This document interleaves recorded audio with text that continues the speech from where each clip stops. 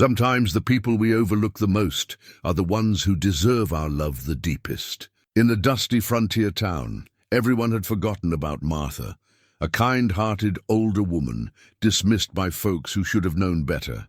But one man saw her differently. A rugged mountain man who kept to himself, noticed what no one else could see, a soul worth protecting. When danger came to town, threatening everything Martha held dear, he made a choice that stunned everyone. He risked his land, his supplies, his very life to keep her safe. In the harsh world of the Old West, their bond grew into something nobody could ignore. What would make a man give up everything for a woman the world had cast aside? Before we jump back in, tell us where you're tuning in from. And if this story touches you, make sure you're subscribed, because tomorrow I've saved something extra special for you. Redemption Springs wasn't much to look at. In the summer of 1882, the town sat in a shallow valley where the mountains met the high desert, a collection of weathered buildings that had seen better days. The silver mine that once promised prosperity had played out 3 years back, leaving behind empty shafts and emptier pockets. Most folks who could leave had already gone. Those who remained did so because they had nowhere else to go, or because they were too stubborn to admit defeat. The main street ran a quarter-mile from the dried-up creek bed on the north end to the tiny cemetery on the south. In between stood the essentials of frontier life: a mercantile, a saloon, a livery stable, a bank that opened 3 days a week, and a sheriff's office that saw more sleeping than law enforcement. There was a church with a crooked steeple, a boarding house with peeling paint, and about 24 homes scattered like dice, thrown carelessly across the dusty earth. Martha Hendricks lived in that boarding house, and had for the past 12 years. She was 58 years old, though the hard years had etched themselves deeper into her face than mere numbers could account for. Her body carried the weight of time and grief, and too many meals skipped so others could eat. The townsfolk called her fat when they bothered to speak of her at all, though the word was less about her actual size and more about their need to diminish someone they'd already decided didn't matter. She'd been a bride once, young and hopeful, with a husband who worked the silver mine and promised her a house with glass windows and a garden full of roses. Thomas Hendricks had been a good man, strong and kind, with hands that could coax life from stubborn soil and a laugh that could fill a room. They'd had 3 years together before the mine took him. A tunnel collapse that killed 6 men and left 6 widows to fend for themselves. The town had helped at first, the way small communities do when tragedy strikes. But charity has a short memory, and within a year the sympathy had dried up like the creek bed. Martha took in boarders to survive, offering clean rooms and hot meals to travelers passing through. She charged little because she couldn't bear to turn away anyone who needed a place to rest. This generosity, which should have been admired, instead became another reason for the town to look down on her. "She's too soft," Mrs. Keene at the mercantile would say, her voice dripping with disdain. "Lets drifters stay for free, feeds vagrants who won't work. No wonder she's always scraping by." Martha heard the whispers, but never responded to them. She went about her days with quiet dignity, rising before dawn to bake bread, sweeping the boarding house steps, tending her small vegetable garden behind the building. She mended clothes for those who couldn't afford new ones and asked nothing in return. She sat with old Jacob Thornton when his rheumatism kept him bedridden, reading to him from his worn Bible. She brought soup to the widow Hanson when fever laid her low. The town took these kindnesses and gave back nothing but judgment. Sheriff Dalton, a man whose primary qualification for the job was that nobody else wanted it, barely acknowledged Martha's existence. When she reported a broken fence or suspicious activity near her property, he'd nod absently and do nothing. Mayor Pritchard, who fancied himself a sophisticated man despite never having traveled more than 50 miles from where he was born, referred to Martha as "that woman" when he spoke of her in council meetings, as if her name itself was too much effort to remember. But Martha endured. She wore her late husband's wedding ring on a chain around her neck. The band had grown too small for her fingers years ago, and she touched it sometimes when she thought no one was watching. It was tarnished now, the gold dulled by time, but it remained her most precious possession. A reminder that she had once been loved, once been valued, once been seen as worthy. What Martha didn't know was that someone had been seeing her all along. Ezra Cole lived in the mountains east of Redemption Springs, in a cabin he'd built himself from timber he'd felled and stones he'd carried up from the valley. He was a man of early 50s, though like Martha, the years sat heavy on him. His face was weathered like old leather, his hands scarred from a lifetime of hard work, his body lean and strong from a life that demanded constant physical effort. He came to town once a month, sometimes less, riding down from the high country on a sturdy mare named Ruth. He bought his supplies at the mercantile, flour, salt, ammunition, tobacco for his pipe, and he paid in gold dust or coins that he kept in a leather pouch tied to his belt. He spoke little, nodded politely, and left as quietly as he came. Most folks in Redemption Springs couldn't have told you much about Ezra Cole. He'd appeared in the territory about 15 years back, built his cabin and kept to himself. He trapped in winter, panned for gold in summer, and hunted year-round. He never caused trouble, never drank to excess, never involved himself in town affairs. He was, in the estimation of Redemption Springs, exactly the kind of man you could ignore. But Ezra had learned long ago that being ignored was a kind of freedom. He'd first noticed Martha Hendricks 2 years back. On a sweltering afternoon in July, he'd been loading supplies onto his pack mule outside the mercantile when he heard shouting from across the street. A group of young men, ranch hands with too much time and too little sense, had cornered a Chinese railroad worker named Lin Chen. They were shoving him, calling him names, working themselves up to something uglier. Ezra had started to move toward the commotion when someone else beat him to it. Martha Hendricks. All 5 feet and 4 inches of her had stepped between the railroad worker and his tormentors. Her voice had cut through their jeering like a knife through cloth. "That's enough. You boys go on home now." One of the ranch hands, a kid named Danny Pollard with more swagger than brains, had laughed in her face. "This ain't your concern, old woman. Go back to your kitchen." Martha hadn't moved. "I said that's enough. Lin Chen pays for a room at my boarding house. He's under my roof, which makes him under my protection. You want to bully someone, you'll have to go through me first." The young men had looked at each other uncertain. Hitting a woman, even one they considered beneath notice, crossed a line that even their limited sense of decency wouldn't allow. They'd backed off with muttered insults and scattered into the afternoon heat. Martha had turned to Lin Chen, asked if he was hurt, and walked him back to the boarding house with her hand on his elbow like he was a gentleman and she was a lady. Ezra had watched the whole thing from across the street, his hand resting on the lead rope of his mule. Something in that moment had shifted inside him. Here was a woman the town had dismissed, defending someone even more powerless than herself, expecting nothing in return. He'd started paying attention after that. On his monthly trips to town, he'd find himself looking for her.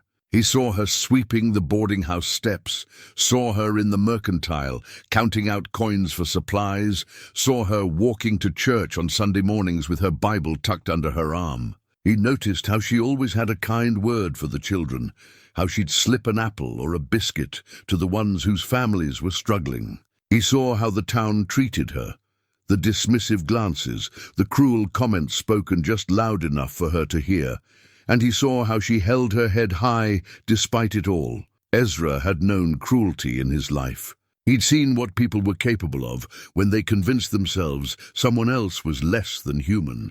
He'd participated in that cruelty once, in another life, and the weight of those memories drove him into these mountains where he could hurt no one but himself, but watching Martha endure the town's casual contempt with such grace stirred something in him he thought had died years ago. It felt almost like hope. He never approached her directly. What would he say? How could he explain that he admired her without sounding like a fool? He was a mountain hermit with blood on his past and nothing to offer but a lonely cabin and a life of solitude. She was a woman who deserved better than the hand life had dealt her. Certainly better than anything he could provide, so he watched from a distance and told himself it was enough.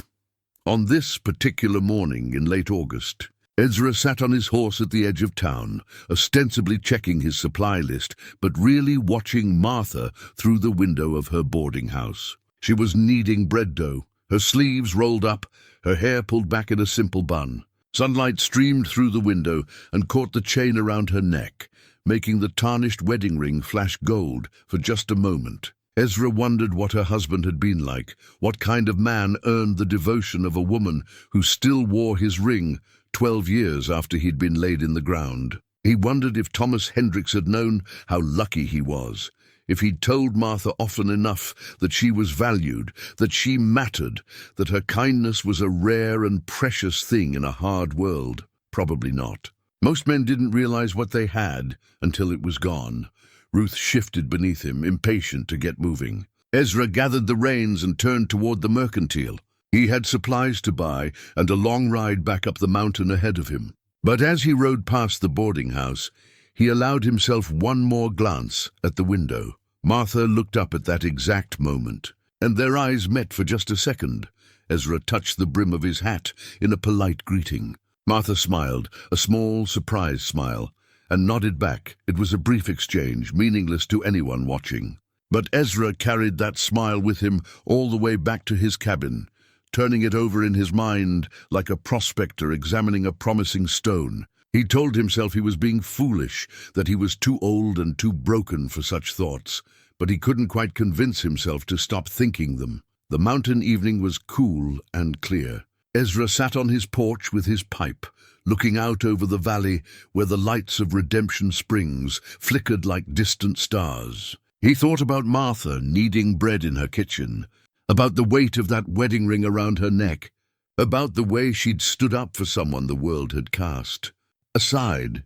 He thought about how sometimes the people who deserve love the most are the ones who receive it the least, and he made a quiet promise to himself. There in the gathering darkness, with only the stars as witness, if Martha Hendricks ever needed help, if she ever faced trouble she couldn't handle alone, he would be there.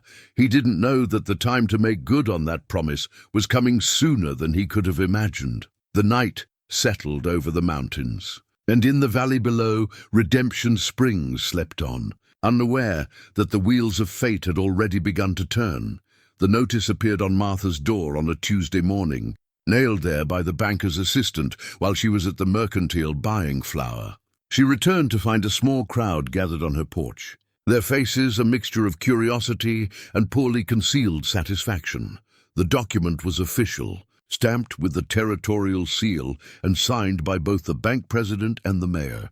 The words were formal and cold, but their meaning was brutally simple. Martha Hendricks owed $340 in back taxes on her property.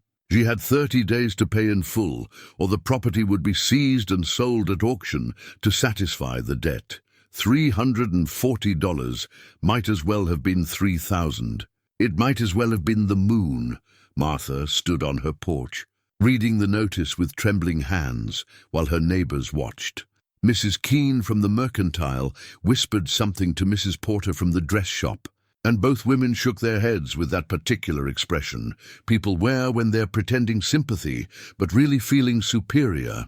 "Well," Mrs. Keene said, loud enough for Martha to hear, "I suppose this was inevitable. Can't run a business on charity and good intentions." Martha carefully unpinned the notice from her door. Her fingers felt numb, disconnected from her body. She folded the paper once, twice, 3 times, making it smaller as if that might somehow make the problem smaller too. "Excuse me," she said quietly, and went inside, closing the door behind her with a soft click that somehow felt louder than a slam. She made it to her bedroom before her legs gave out. She sat on the edge of her narrow bed, the notice clutched in her hands, and tried to understand how her life had come to this moment. The room was small and simple. A bed, a dresser, a rocking chair that had been Thomas's, and a window that looked out on her vegetable garden. Everything she owned in the world could fit in 2 trunks. And now she was going to lose even this. The mathematics were merciless. She earned perhaps $10 a month from her boarders, and most of that went immediately to food and basic maintenance. She had $4.60 in a coffee tin under her bed. Even if she stopped eating entirely, even if she turned away every act of charity and hoarded every penny, she couldn't possibly accumulate $340 in 30 days. The boarding house was all she had. Without it, she would be homeless, dependent on the charity of a town that had already made clear what it thought of her. Martha touched the wedding ring hanging from the chain around her neck. What would Thomas think if he could see her now? Would he be disappointed that she'd failed to hold on to what little they'd built together? Or would he understand that she'd done her best in a world that seemed determined to grind down anyone who showed kindness? She sat there until the afternoon light slanting through her window turned golden, then orange, then deep purple. Her boarders would need dinner soon. Old Jacob would want his usual spot by the stove, and Lin Chen would return from his work on the railroad. Tommy Sullivan, the young drifter who was staying in the back room, would come in hungry as always. They depended on her, and she couldn't let her own crisis interfere with their needs. Martha stood, smoothed her skirts, and went to the kitchen to start cooking. Word spread through Redemption Springs, the way news always did in small towns, quickly and with embellishments. By evening, everyone knew about Martha's eviction notice. The saloon buzzed with speculation about who might buy the property at auction. The mayor's wife mentioned to several people that the location was quite good, really, and with proper management could be quite profitable. Nobody mentioned helping Martha pay the debt. The next morning, Martha began her campaign to save her home. She swallowed her pride, what little remained of it, and went door to door through the town, offering her services. She could take in laundry, she told Mrs. Porter. She could bake bread for the saloon, she told the owner. She could clean houses, mind children, tend gardens, anything at all. The responses varied from polite refusal to open mockery, but they all amounted to the same thing. "No, I do my own laundry, thank you," said Mrs. Porter, as if Martha had suggested something scandalous. "We've got all the bread we need," said the saloon owner. Not meeting her eyes, Mayor Pritchard's wife actually laughed. "My dear woman, I couldn't possibly trust my home to—" "Well, you understand."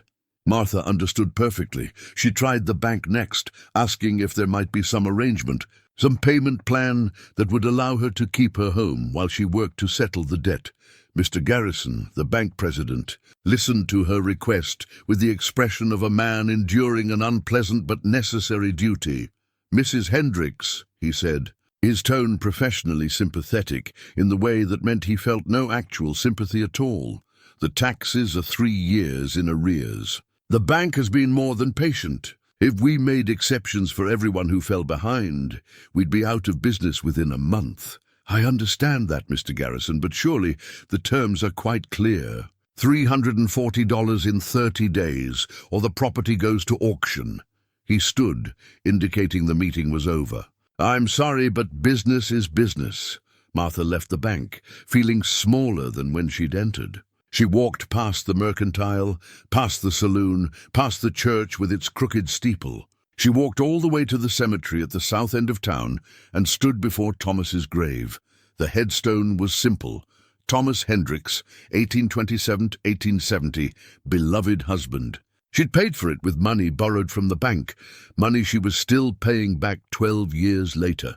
Or rather, money she would never finish paying back now. "I'm sorry," she whispered to the grave. "I tried. I really did try." The wind moved through the dry grass, making a sound like whispered conversations. Martha stood there until the sun began to set, then walked slowly back to town. What she didn't know was that someone had witnessed the posting of the eviction notice that morning. Ezra Cole had been in town early, selling some gold dust at the assay office, when he saw the banker's assistant nail the document to Martha's door. He'd watched from across the street as the crowd gathered, as Martha returned and read the notice. As her face went pale and still, he'd been too far away to read the notice itself. But he didn't need to see the words to understand their meaning. The official seal, the banker's involvement, Martha's reaction, it could only mean one thing. Ezra finished his business at the assay office and went to the saloon. where information flowed as freely as whiskey. Within an hour, he knew everything. The amount owed, the deadline, the town's gleeful anticipation of Martha's failure. He sat at a corner table, nursing a single beer and listening to the conversations around him. $340, someone said with a laugh. She'll never raise that kind of money. About time someone took that property and made something of it, said another. Voice should have thought about that before she fed. Every vagrant in the territory, added a third. Ezra's hand tightened around his beer glass. He wanted to stand up and tell these people exactly what he thought of them. He wanted to explain that Martha Hendricks had more decency in her smallest finger than the lot of them had combined. He wanted to make them see what he saw when he looked at her. But he was a man who'd learned long ago that actions mattered more than words. That evening, Ezra rode back to his cabin and did something he'd never done before. He took inventory of everything he owned. His cabin and the land it sat on weren't really his.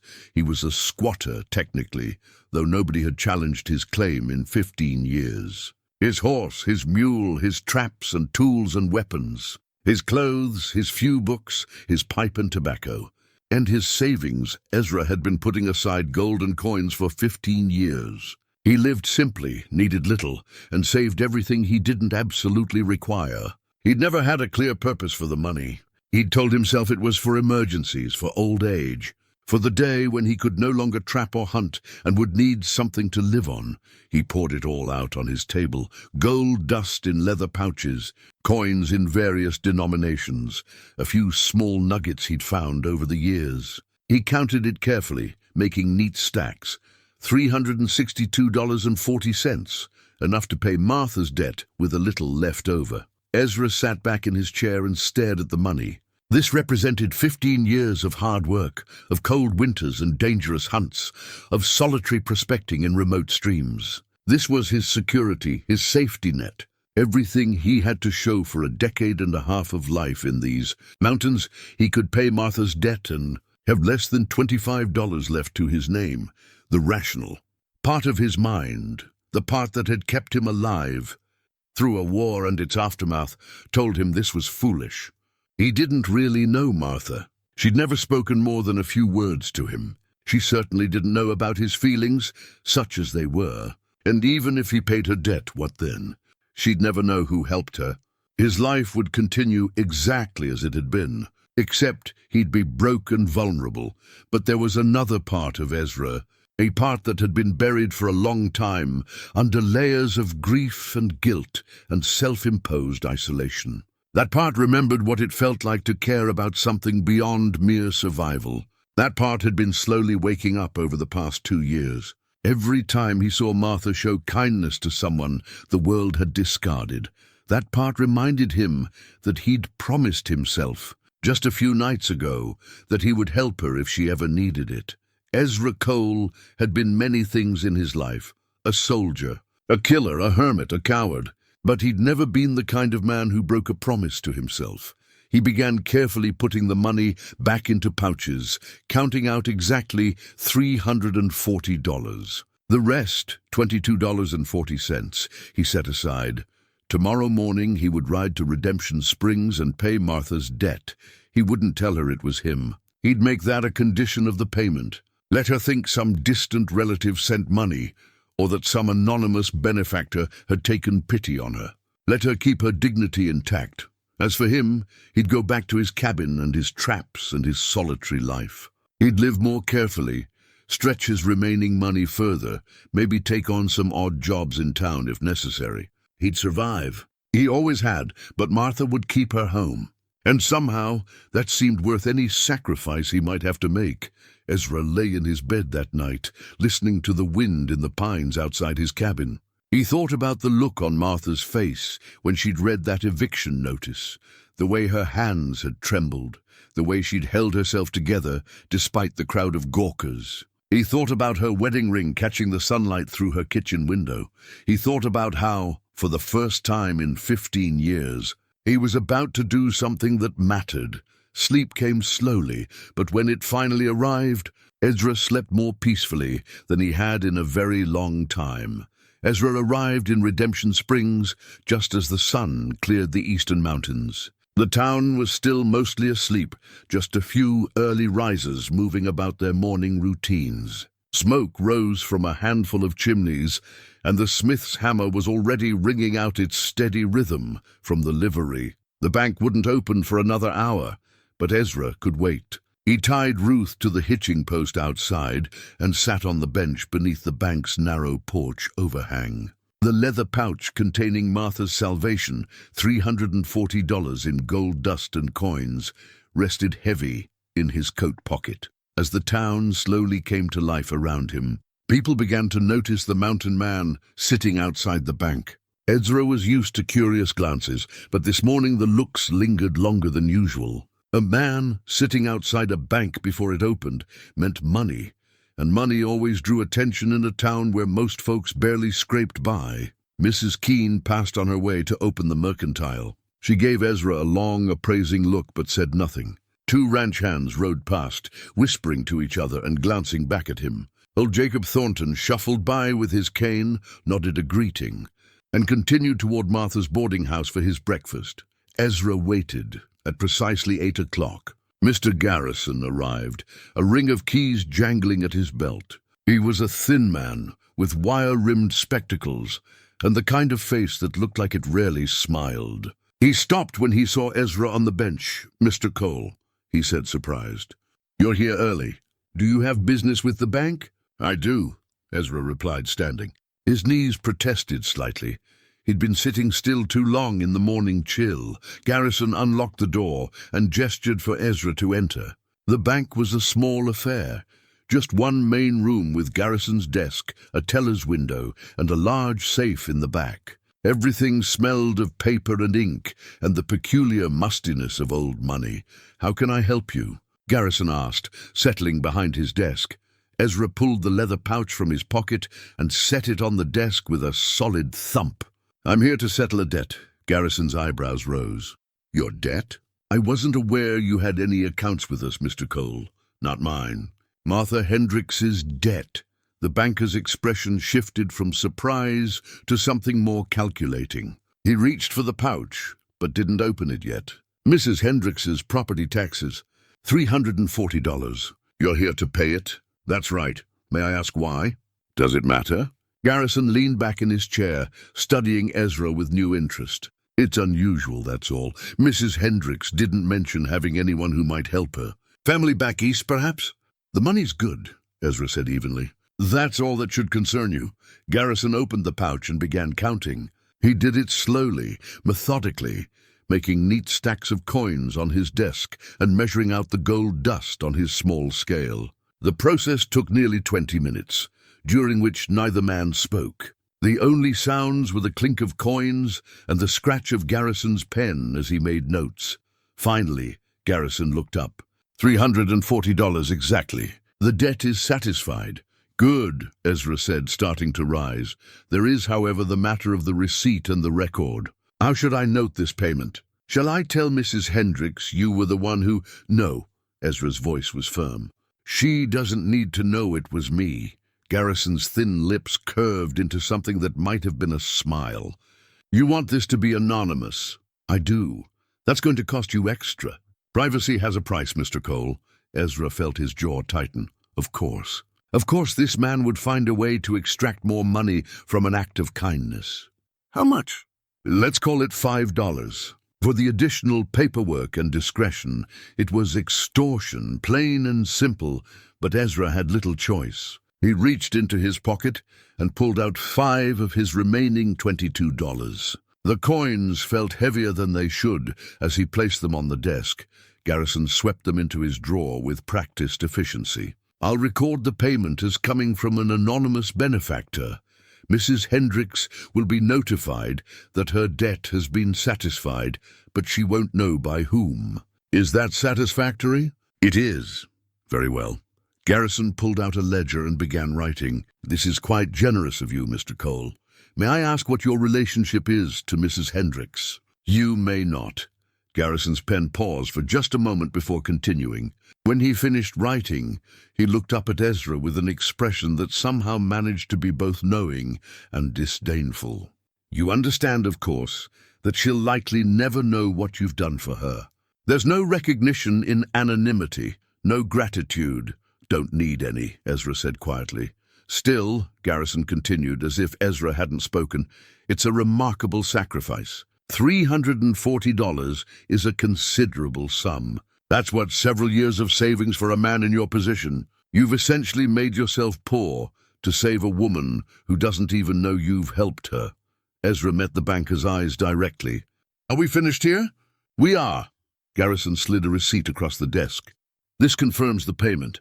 I'll have the notice removed from Mrs. Hendricks's door this afternoon and inform her that the debt has been settled."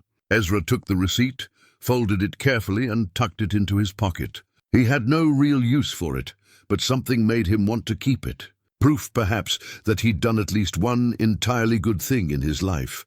As he reached the door, Garrison called out, "Mr. Cole, for what it's worth, I think what you've done is either remarkably noble or remarkably foolish." Possibly both. Ezra didn't respond. He simply opened the door and stepped back out into the morning sunlight.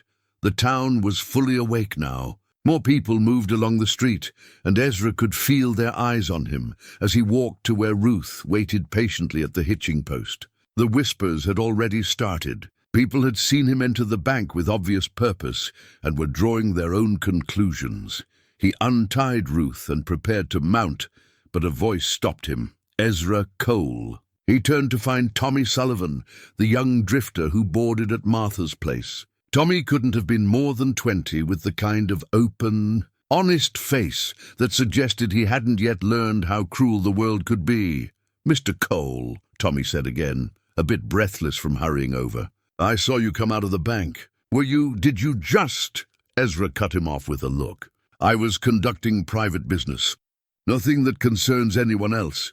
Tommy's eyes widened with understanding. "It was you. You paid her debt, didn't you? I don't know what you're talking about, but I saw you go in with that pouch.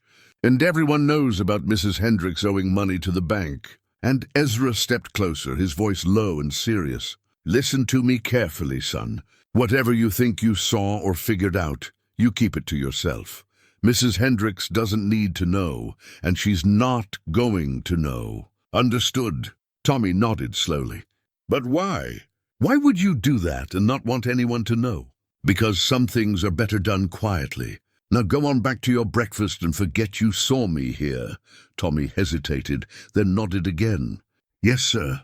But Mr. Cole, what you did, if you did it, that's about the finest thing I've ever seen anyone do." Ezra mounted Ruth without responding. He turned the horse toward the edge of town, ready to put Redemption's springs behind him and return to his familiar solitude. But as he rode past Martha's boarding house, he couldn't help glancing at the door. The eviction notice was still there, but by this afternoon it would be gone. Martha would come home to find her crisis resolved by mysterious means, and her life would continue in that building with its peeling paint and crooked porch steps. The thought brought a small, private satisfaction that settled somewhere in the region of his chest.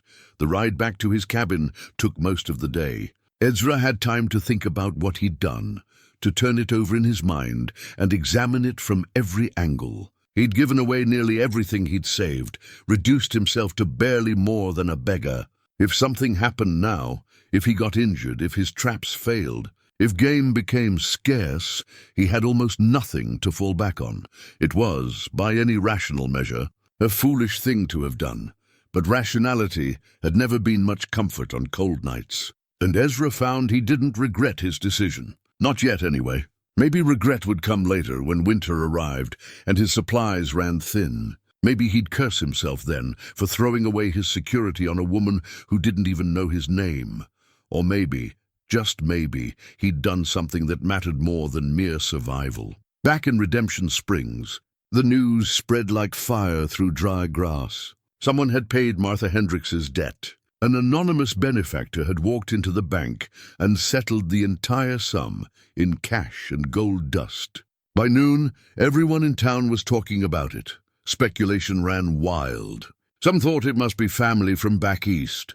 Others suggested a secret admirer, though who would admire someone like Martha was beyond most people's imagination. A few even whispered that maybe Martha herself had hidden money somewhere.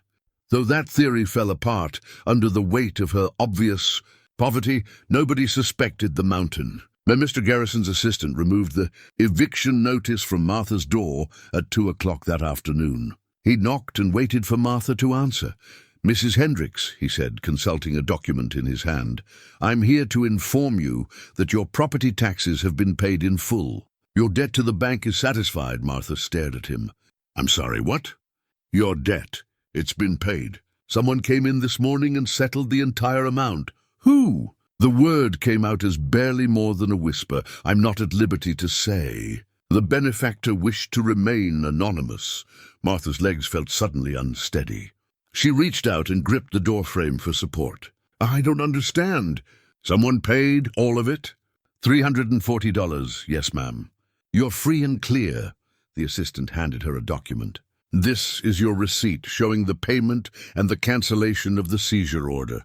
The property remains yours." He tipped his hat and left, leaving Martha standing in her doorway with a piece of paper that suddenly felt as heavy as an anchor. She went inside and sat at her kitchen table, staring at the receipt. Her hands were shaking.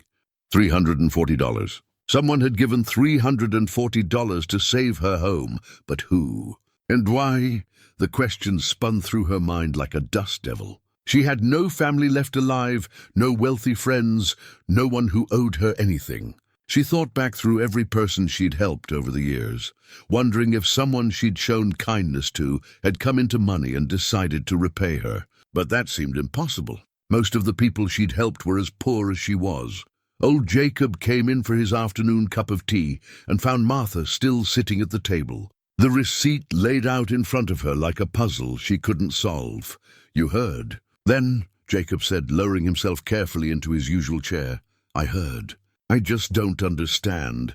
Maybe you don't need to understand. Maybe you just need to accept it as a blessing." Martha looked up at him. "But who would do such a thing? Who in this town would give away that kind of money for me?" Jacob was quiet for a moment, his weathered hands wrapped around his teacup. "I've lived a long time, Martha. Long enough to know that sometimes goodness shows up in unexpected places. Maybe someone saw your worth, even if the rest of this town was too blind to notice. But everyone in Redemption Springs, they all think. I know what they think. Doesn't make them right." Jacob sipped his tea slowly. "Someone out there sees you the way you deserve to be seen. That's a rare gift." Martha touched the wedding ring hanging from her neck. Thomas had seen her that way once. He'd looked at her with eyes that saw not just her appearance, but her heart. She'd thought that kind of seeing had died with him, but someone, somewhere, had looked at her situation and decided she was worth saving. The tears came then, unexpected and overwhelming. Martha put her head down on the table and wept, great shaking sobs of relief and confusion, and something else she couldn't quite name. Jacob reached over and patted her hand gently, saying nothing, just being present while she released the fear she'd been carrying for days. When she finally lifted her head, her eyes were red but clearer. "I'm going to find out who did this." "Why?" "Because I need to thank them. I need to tell them." She paused, searching for words. "I need them to know that what they did mattered, that I'm grateful, and if they wanted to be thanked, they wouldn't have paid anonymously," Jacob said gently. "Maybe respecting their wish for privacy is the best way to honor what they've done." Martha considered this. Part of her rebelled against the idea. She wanted answers, wanted to look her mysterious benefactor in the eye and express her gratitude properly. But another part recognized the wisdom in Jacob's words. Still, she couldn't just let it go. Not entirely. Over the next few days, Martha made it her mission to thank every person in Redemption Springs who might conceivably have helped her. She went door to door, expressing her gratitude to bemused or outright hostile townspeople. Most of them rejected the notion outright. "Why would I throw money away on you?" Mrs. Keene snapped. "Must have been someone from out of town," Mayor Pritchard said dismissively. "Beats me," said the saloon owner with a shrug. But Martha continued her rounds, determined to leave no possibility unexplored. If she couldn't identify her benefactor directly, she could at least make sure that every person who might have helped knew they were appreciated. She thought about Ezra Cole briefly. She'd seen him in town that morning, sitting outside the bank. But the idea was absurd. The mountain man barely spoke to anyone. Why would he pay her debt? Besides, where would someone like him get that kind of money? She dismissed the thought and continued her search. What she didn't know was that her mysterious benefactor was back in his mountain cabin, rationing his supplies more carefully than he had in years, and wondering if the woman he'd saved would ever know the truth. 2 weeks passed. Martha's investigation continued with quiet determination, though each dead end left her more puzzled than before. She kept the receipt in her Bible, pressed between the pages like a pressed flower, a reminder that someone, somewhere, had seen her as worthy of saving. Life at the boarding house returned to its familiar rhythms. She rose before dawn to bake bread, tended her garden, cleaned rooms, and prepared meals. But something had shifted inside her. The shadow of the eviction notice had lifted, and with it had gone some of the heaviness she'd carried for years. She caught herself humming sometimes while she worked, surprised by the sound of her own voice, making something resembling music. Old Jacob noticed. "You seem lighter," he observed one morning over breakfast. "I suppose I am. For the first time in a long while, I'm not afraid of losing everything." "Fear's a heavy burden to carry," Jacob said. "Nice to set it down for a bit." Martha smiled and refilled his coffee cup. Through the window, she could see the morning sun painting the mountains to the east in shades of gold and rose. Somewhere up there in those distant peaks lived the man she'd barely spoken to, but who'd looked at her with something like respect in his eyes. She thought about Ezra Cole more than she cared to admit. That same morning, Ezra made his way down from the mountains for his monthly supply run. His provisions were running lower than usual. He'd been stretching everything further, making do with less. His remaining money wouldn't go far, but he'd calculated carefully. If he bought only essentials and hunted successfully, he could make it through to winter. He arrived in Redemption Springs just before noon, when the sun was high and hot, and the town was at its busiest. He tied Ruth to the hitching post outside the mercantile and went inside. His mental list already prepared: flour, salt, coffee if he could afford it, ammunition for his rifle. Mrs. Keene watched him enter with her usual suspicious expression. She'd never liked Ezra. She didn't like anyone who kept to themselves, but his money was good, so she tolerated his presence. Ezra gathered his supplies efficiently, keeping to the bare necessities. When he brought them to the counter, Mrs. Keene tallied up the cost with pursed lips. "That'll be $6.30.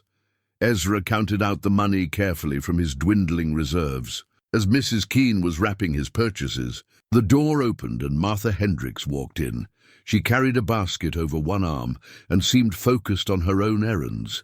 But when she noticed Ezra at the counter, she paused. For a moment, they simply looked at each other, and Ezra felt that same strange tightening in his chest he'd felt every time he saw her. "Mr. Cole," Martha said, her voice warm. "Good afternoon." "Ma'am," Ezra replied, touching the brim of his hat. Martha moved to the counter, setting her basket down. She had a list in her hand, and Mrs. Keene's expression soured slightly at the sight of her. "I'll be with you when I'm finished with Mr. Cole," Mrs. Keene said, her tone suggesting it might be quite a while. "Of course," Martha said pleasantly. She seemed unbothered by the woman's rudeness, which only made Mrs. Keene more irritated. Ezra gathered his wrapped supplies, aware that he should leave but somehow reluctant to do so. Martha stood close enough that he could smell the faint scent of lavender soap and fresh bread. "Mr. Cole," Martha said suddenly, "I wonder if I might ask you something." Ezra felt his heart skip. Did she know? Had she somehow figured out what he'd done? "Ma'am, you come down from the mountains once a month or so, isn't that right?" "Usually, yes. And you live up there alone." "In a cabin you built yourself?" "That's right." Martha smiled, and Ezra noticed for the first time that she had a small dimple in her left cheek. "That must be a difficult life." "Lonely, I imagine." "It suits me well enough. I'm sure it does." She paused, seeming to choose her words carefully. I was wondering, and please tell me if this is too forward, but would you consider staying for a meal? At the boarding house, I mean. I prepare dinner for my boarders every evening, and there's always more than enough. You'd be welcome to join us. No charge, of course. Mrs. Keene made a small, disapproving sound, which both Martha and Ezra ignored.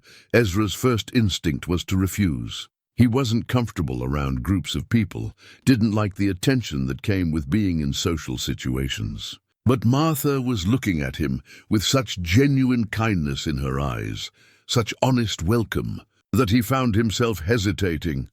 I don't want to impose, he said finally. It wouldn't be an imposition.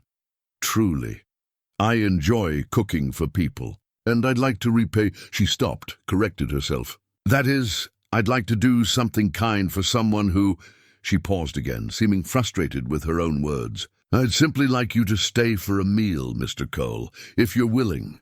There was something in the way she spoke, some subtext he couldn't quite interpret. It felt almost like she was trying to tell him something without saying it directly. All right, Ezra heard himself say. I'd be obliged. Martha's smile widened. Wonderful. Dinner is at 6 o'clock. The boarding house is, but you know where it is, of course. I do. Then I'll see you this evening. Ezra nodded, gathered his supplies, and left the mercantile in something of a daze. He'd just agreed to have dinner at Martha's boarding house, to sit at a table with strangers and make conversation like a normal person. The thought was simultaneously terrifying and strangely appealing. He spent the afternoon attending to various errands around town, but his mind kept returning to the evening ahead. He hadn't shared a meal with anyone in years. What did people talk about over dinner? What if he said something foolish? What if Martha regretted inviting him? As 6 o'clock approached, Ezra found himself standing on the street outside the boarding house, his hand resting on Ruth's neck for comfort. The building looked warm and inviting in the early evening light. Smoke rose from the chimney, and he could smell something delicious. Beef stew, maybe, and fresh bread. He could still leave. He could mount Ruth and ride back to his cabin and his solitude. Send word later that something came up. Martha would understand, or at least she'd accept his absence without complaint, but he'd made a promise, even if only a small one. And Ezra Cole, whatever his other failings, tried to keep his promises. He tied Ruth to the porch rail and knocked on the door. The dinner at Martha's boarding house marked a turning point, though neither Ezra nor Martha fully understood it at the time. Over the following weeks, something shifted between them, not dramatic or sudden, but gentle and persistent, like water slowly shaping stone. Martha found herself thinking about the mountain man more than was probably sensible. She wondered about his solitary life in the high country, about what had driven him to seek such isolation. She thought about the careful way he'd dried dishes in her kitchen, the honest words he'd spoken about what he saw when he looked at her, the shadows that crossed his face when the war was mentioned. She decided she wanted to know more about Ezra Cole. Her investigation began subtly. One afternoon, she brought tea to old Jacob and steered the conversation toward the town's history and the people who'd passed through over the years. You've been here longer than most. Jacob, you must remember when Ezra first arrived. Jacob sipped his tea thoughtfully. I do, actually. Must have been 67 or 68. He came down from the north, riding that same mare he's got now, though she was younger then, of course. Built himself a cabin up in the high country and just stayed. Did he ever say where he came from? What brought him here? Not in so many words, but I recognized the look in his eyes. I'd seen it in the mirror enough times myself. Jacob set down his cup. War does things to a man, Martha. Some come back and can't stop talking about it. Others come back and can't bear to talk about it at all. Ezra's the second kind. Did he see much combat? I'd wager he saw more than his share. There's a way a man moves when he's been trained to kill. Ezra's got that way about him even now. Careful, always aware of his surroundings. Never sits with his back to a door. Jacob paused.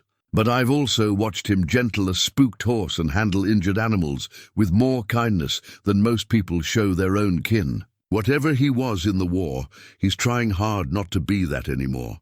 Martha absorbed this information, adding it to the growing picture she had of Ezra, a soldier who'd become a hermit, a man trained for violence who chose isolation instead, someone carrying weight he couldn't set down.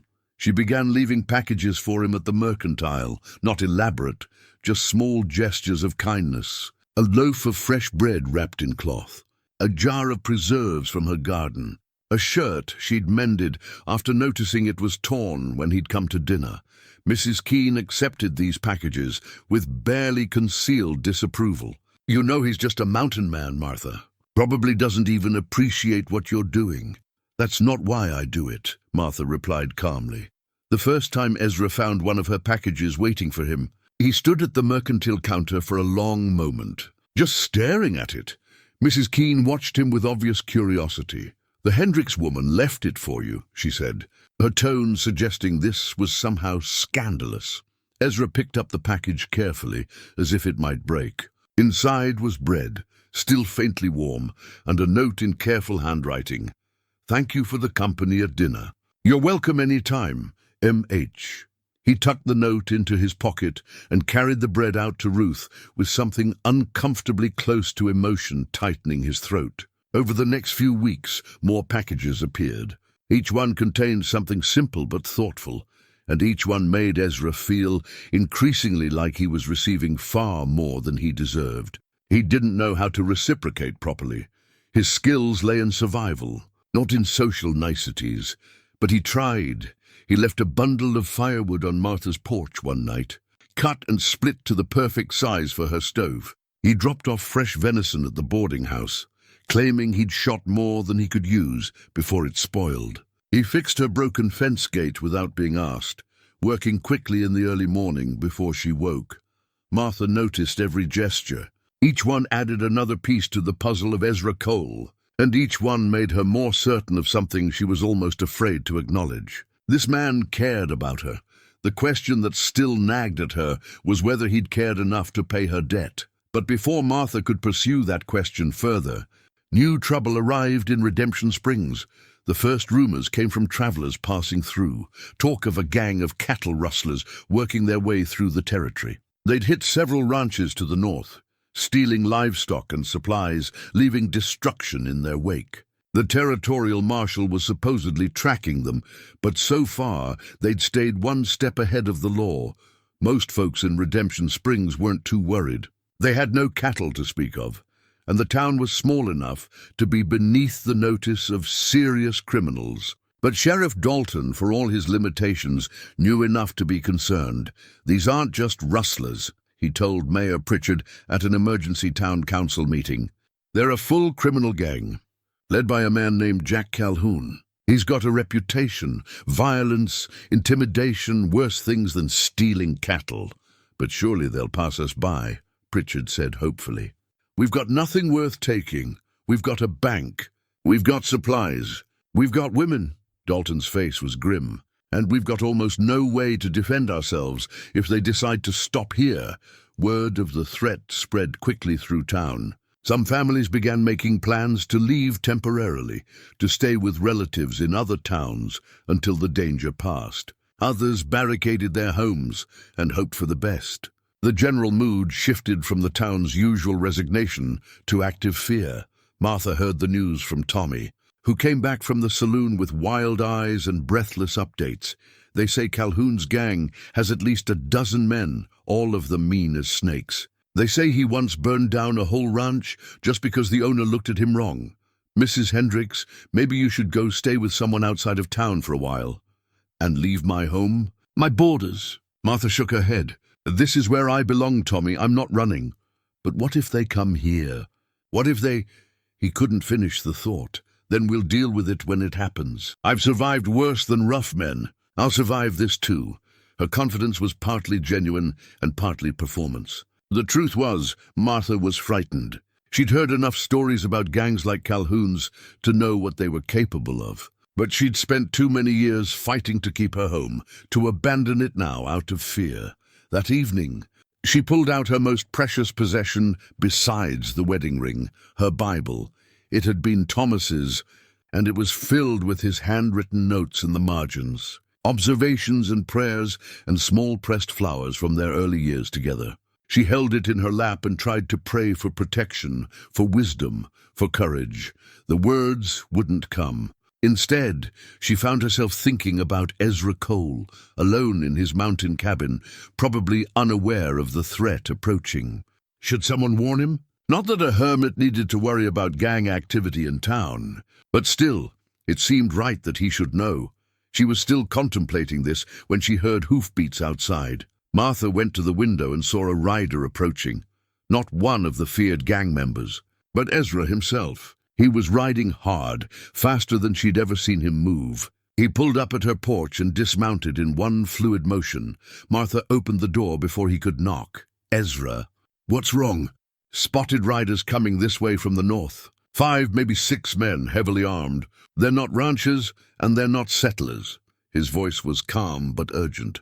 I think the gang everyone's been talking about is heading for Redemption Springs. When? Tomorrow, maybe the day after. Depends on how fast they're moving. He paused. Martha, you need to leave town. Tonight, if possible. I'm not leaving. This isn't the time for stubbornness. These men are dangerous. I know they're dangerous. That's why I can't leave. Old Jacob can barely walk. Lynchon has nowhere else to go. Tommy's too young and foolish to know when he's in over his head.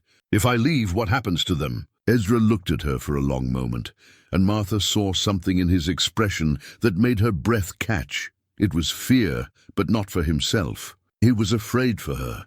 Then I'm staying too, he said finally. Ezra, you don't have to. Yes, I do. His voice was firm. I'm not going back up that mountain knowing you're down here, facing this alone. Martha felt her eyes sting with unexpected tears. Why? Why would you do that? Ezra seemed to struggle with the answer. When he spoke, his words came slowly, carefully chosen. Because some things matter more than safety. Some people matter more than common sense. And I'd rather face whatever's coming standing beside you than spend the rest of my life wondering if I could have helped and didn't. They stood there on her porch in the gathering dusk. And Martha understood with sudden clarity that whatever this was between them, friendship, loyalty, something deeper, it was real and worth protecting. All right, she said. We'll face it together. But Ezra, promise me you'll be careful. I've lost enough people I care about. I promise, he said, and meant it. He stayed that night in one of the empty rooms at the boarding house. Martha insisted, and Ezra didn't argue.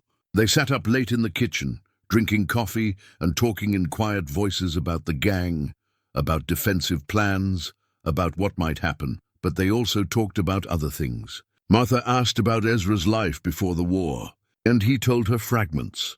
His family's farm in Pennsylvania, his younger sister who'd died of fever, his father who'd been proud when Ezra enlisted and broken when he'd come home changed. I couldn't stay there, Ezra said. Not after what I'd seen, what I'd done. My mother tried to understand, but how could she? How could anyone who hadn't been there? So you came west, as far as I could go. Figured if I put enough distance between myself and the war, maybe I could outrun it. He smiled without humor. Didn't work. You can't outrun what's inside you. Martha reached across the table and took his hand. Maybe you're not supposed to outrun it. Maybe you're supposed to live with it and find a way to be something more than just what the war made you. Ezra looked down at their joined hands, her small, soft palm against his calloused one. Is that what you did? After you lost your husband? I tried. Some days were easier than others. But I learned that grief doesn't disappear. You just learn to carry it differently. And eventually, if you're lucky, you find new reasons to keep going. What are your reasons? Martha thought about it. The people who need me. The small kindnesses I can offer. The garden I tend, and the meals I cook, and the rooms I keep clean. It's not much, but it's mine. It matters. It matters, Ezra agreed quietly. More than you know. They sat together in comfortable silence until the kitchen window showed the first grey light of approaching dawn. Then Ezra stood, stretched his stiff muscles, and began preparing for whatever the day might bring. What neither of them knew was that the gang was closer than Ezra had estimated. Jack Calhoun and his men had ridden through the night and were already camped just a few miles outside of Redemption Springs, making their final plans before descending on the unsuspecting town.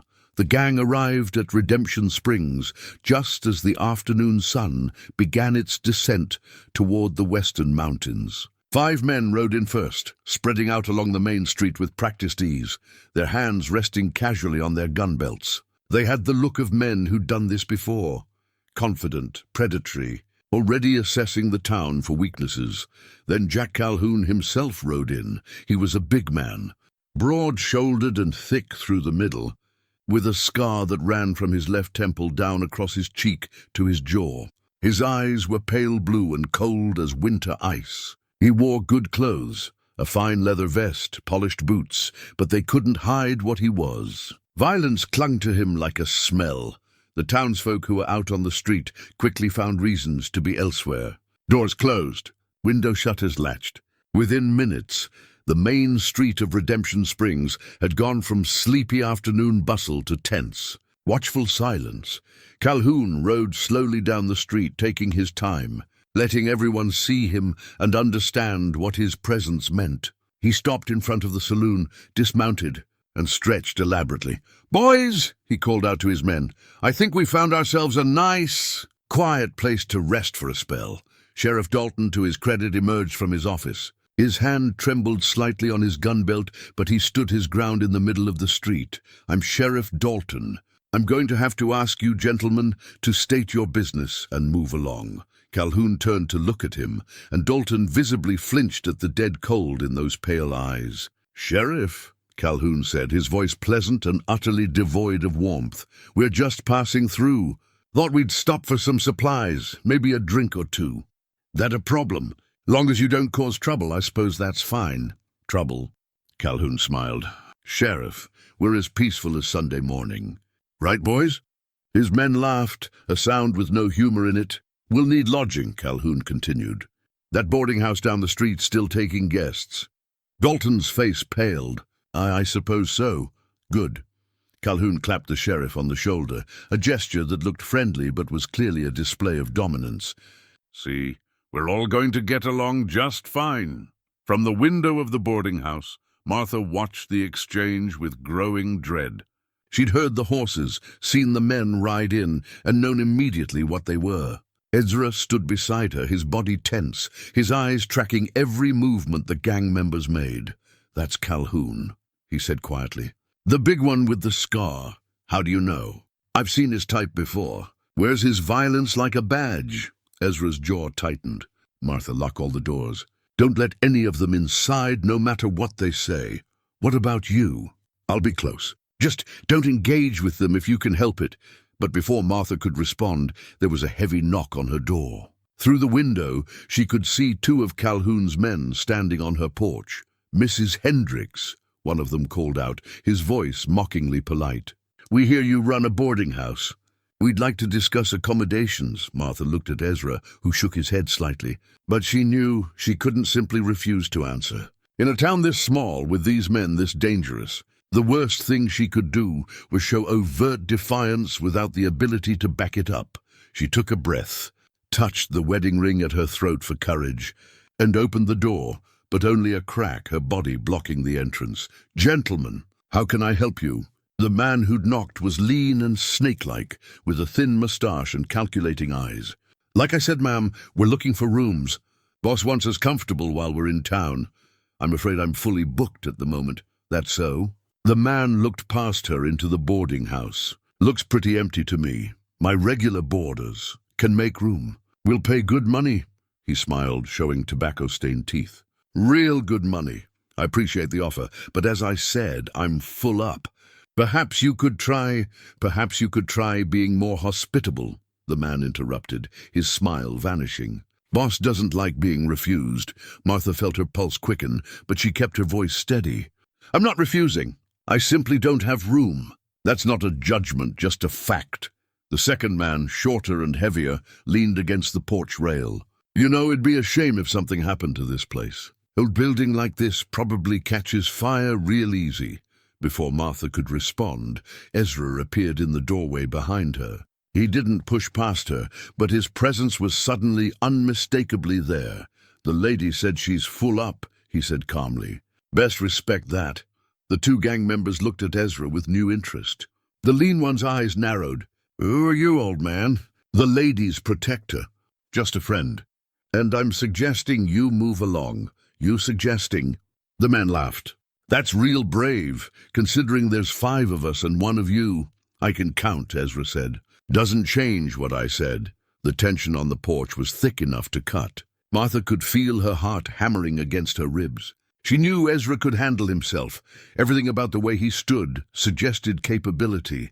But 5 armed men were 5 armed men. Then Calhoun's voice cut through the standoff. What's the holdup? Boys? The gang leader had walked down from the saloon, his boots making solid, deliberate sounds on the dusty street. He stopped at the base of Martha's porch steps and looked up at the scene with interest. Boss, the lean man said, this old woman says she's got no rooms, and her friend here thinks he can tell us what to do. Calhoun studied Ezra for a long moment. That right, friend? You think you can tell my boys what to do? I think, Ezra said carefully, that the lady has the right to refuse service to anyone she chooses. And I think your boys should respect that. The right? Calhoun smiled, but it was a terrible expression. Out here, rights are what men with guns say they are. He turned his attention to Martha, his eyes traveling slowly over her in a way that made her skin crawl. Well now, you're Mrs. Hendricks, I take it? Martha lifted her chin. I am. I've heard about you. The woman who feeds every vagrant and drifter who comes through. Real charitable type. He said the word charitable like it was something distasteful. So here's what we're going to do, Mrs. Hendricks. You're going to be charitable to me and my boys. We're going to stay here, eat your food, sleep in your beds, enjoy your hospitality. And in exchange, we won't burn your little town to the ground. Sound fair? Get off my property, Martha said, surprised by the strength in her own voice. Calhoun's expression darkened. Excuse me? I said get off my property. You're not welcome here? For a moment, nobody moved. Then Calhoun took a step up onto the porch, and Ezra moved simultaneously, positioning himself between the gang leader and Martha.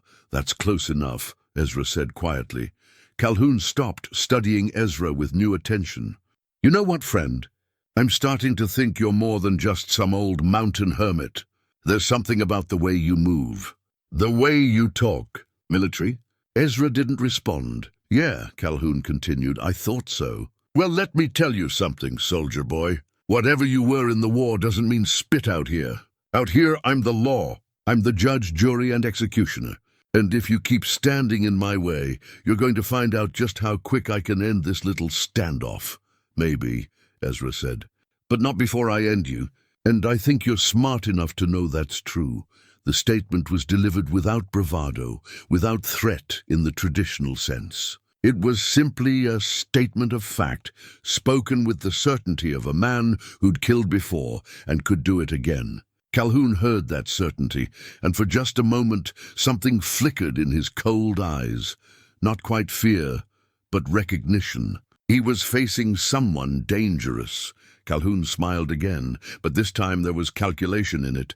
Well, maybe you're not as soft as you look, old man. Tell you what, we'll give you and your lady friend here a pass. For now, we'll make do with the saloon. But Mrs. Hendricks, he looked past Ezra to Martha. You and I aren't finished. Not by a long shot. He turned and walked back toward the saloon, his men following. But the lean one paused at the steps and looked back at Ezra. Boss might be patient, but I ain't. We're going to settle this, you and me. Count on it. Then they were gone, and Martha sagged against the doorframe, all the adrenaline draining out of her at once. Ezra caught her elbow, steadying her. Inside, he said gently, let's get everyone together and figure out what we're going to do. In the boarding house parlor, Martha's residents gathered. Old Jacob with his walking stick, Lin Chen looking terrified, Tommy trying to appear brave and failing. Ezra stood by the window watching the saloon, where Calhoun and his men had taken over. We should leave, Lin Chen said quietly. While we still can. And go where? Jacob asked. By the time we get clear of town, they could run us down easy. Now running just makes you pray. Then what do we do? Tommy asked. There's 5 of them, and they're armed, and they clearly don't give a damn about the law. 6, Ezra corrected quietly. I counted 6 men total. Calhoun makes 7. That's even worse. Martha moved to the center of the room, her fear transformed into something more useful. Determination. We stay together. We keep the doors locked. We don't provoke them, but we don't give them what they want either. And what exactly do they want? Jacob asked. Control, Ezra said. Fear. They want everyone in this town to know they're in charge. He turned from the window. But they also want something else. Supplies, probably. Money from the bank, food. They'll take what they can get and then move on. That's how gangs like this work. So we just wait them out? Tommy sounded dubious. We stay alert. We prepare for trouble. And if trouble comes, Ezra met Martha's eyes, we deal with it. That night the town held its breath. Lights in the saloon burned late, and the sound of rough laughter drifted through the streets. Sheriff Dalton had barricaded himself in his office, apparently deciding that discretion was the better part of valor. Most families stayed in their homes with their doors locked and their lamps extinguished.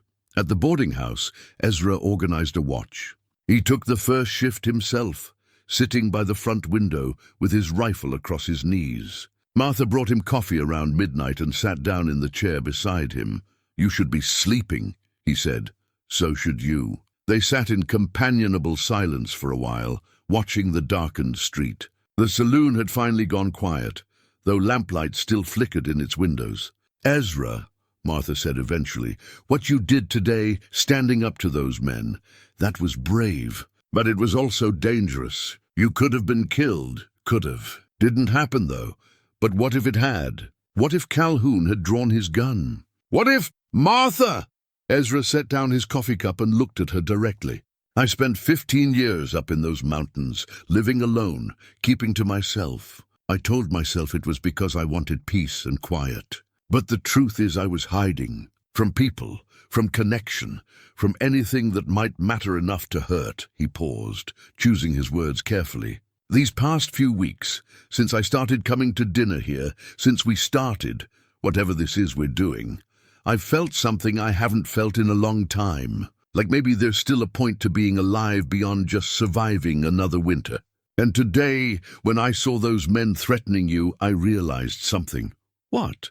That I'd rather die protecting something that matters than live another day protecting nothing at all.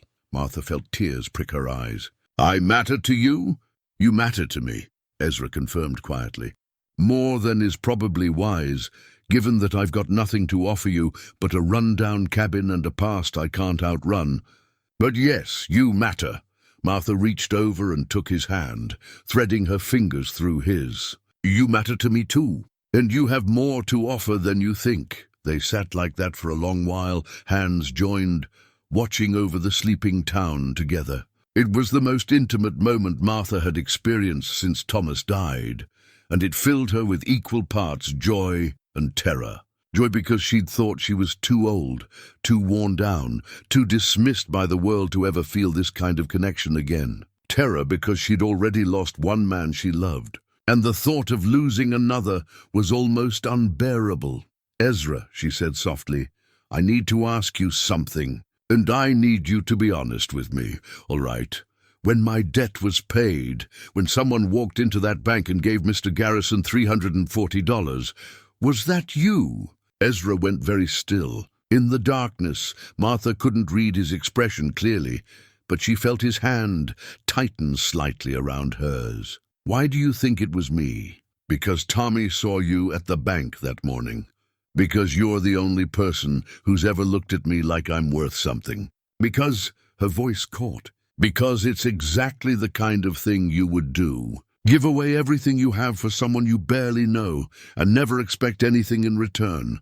Ezra was silent for a long moment. When he finally spoke, his voice was rough with emotion. I couldn't let you lose your home. Not when I had the means to stop it. And I couldn't tell you because what I did was selfish in a way. I didn't do it so you'd owe me. I did it because I couldn't live with myself if I didn't.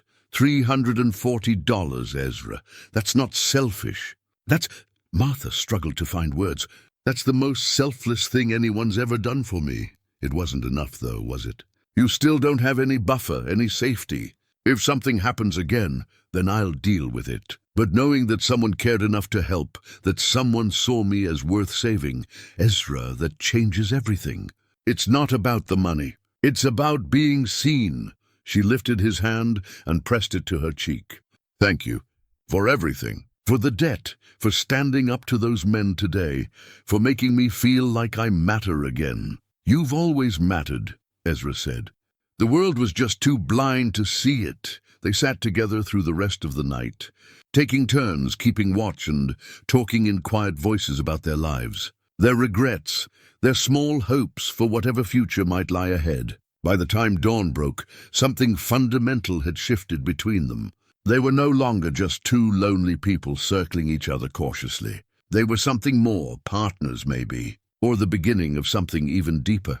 The next day brought fresh trouble. Calhoun and his men emerged from the saloon around noon, hungover and mean-spirited. They began making demands of the town, supplies from the mercantile, money from the bank, food from anyone who had it. Sheriff Dalton tried to maintain some semblance of order, but was quickly and brutally put in his place.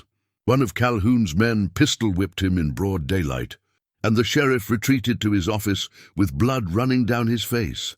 The message was clear. There was no law in Redemption Springs, except what Calhoun decided.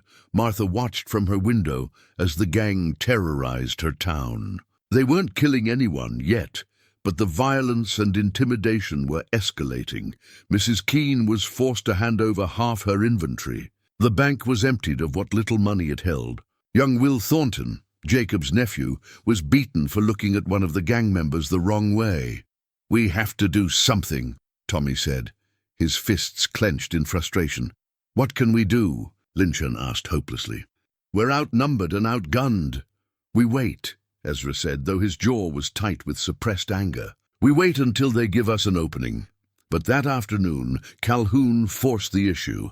He appeared on Martha's porch again, this time alone. He knocked with exaggerated politeness, and when Martha opened the door, keeping the chain lock engaged, he smiled at her with cold amusement. "Mrs. Hendricks, I've been thinking about our conversation yesterday." "Have you?" "I have. And I've decided that your boarding house would make a much better headquarters for me and my boys than that flea-ridden saloon. So here's what's going to happen. You're going to open this door, you're going to invite us in real nice, and you're going to be a proper hostess. And if you don't," he leaned closer to the gap in the door, "I'm going to start hurting people you care about. Starting with that old cripple, Jacob, then maybe the Chinese fellow. Then that boy, Tommy, and I'll make sure you watch every minute of it." Martha felt ice spread through her veins. "You wouldn't?" "Oh, I would. And I'll enjoy it." He straightened up. "You've got until sundown to make your decision. Either you and your friend the Mountain Man clear out and give us this place, or I start making examples. Your choice." He walked away, whistling, leaving Martha shaking in her doorway. She closed the door and leaned against it, her mind racing. Ezra appeared from the kitchen, his expression grim. "You heard. Every word. He means it, Ezra. He'll hurt them. He'll hurt everyone just to prove he can." "I know." Ezra moved to the window, his hand resting on the brass compass he kept in his pocket, a gift from his father, carried through the war and into these mountains. "Which means we can't wait anymore. We have to act first." "Act how?" "There's 7 of them, and," Martha counted mentally, 5 of us. If you count Jacob and Lynn, which we probably shouldn't, it's suicide." "Maybe." Ezra turned to face her, and Martha saw something in his eyes she hadn't seen before. The soldier he used to be, cold and calculating and utterly focused. "But I've fought longer odds before, and I'll be damned if I'm going to let that man hurt you or anyone else in this town. What are you going to do?" "What I should have done 15 years ago," Ezra said quietly. "Stop running from what I am and use it for something that matters." He began making plans, and as Martha listened, she realized with a mixture of awe and terror that Ezra Cole was far more than just a mountain hermit who'd paid her debt. He was a tactician, a strategist, a man who understood violence in ways most people never would, and he was preparing to go to war for her borders, for this town that had never shown him anything but indifference. As the sun began its descent toward the mountains and sundown approached, Martha made her own decision. She wasn't going to hide while Ezra fought her battles. Whatever happened next, they would face it together. She touched the wedding ring at her throat one last time, thinking of Thomas and the life they'd had. Then she set it aside, carefully and deliberately. She would always love her late husband's memory. But that chapter of her life was closed. This was a new chapter, and it required courage of a different kind. "Tell me what you need me to do," she said to Ezra, her voice steady and sure.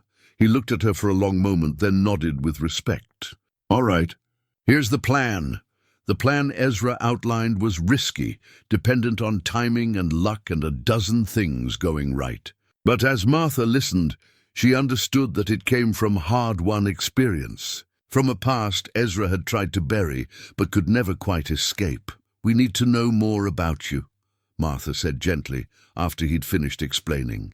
"If we're going to do this, if we're going to trust our lives to your plan, we need to understand what you're capable of." Ezra nodded slowly. "You're right." He sat down at the kitchen table, and the others, Tommy, Jacob, and Lynn, gathered around. "I haven't been entirely honest about who I was before I came to these mountains." He pulled something from his saddlebag, which he'd brought inside earlier. It was a photograph, faded and creased from years of being carried. He laid it on the table.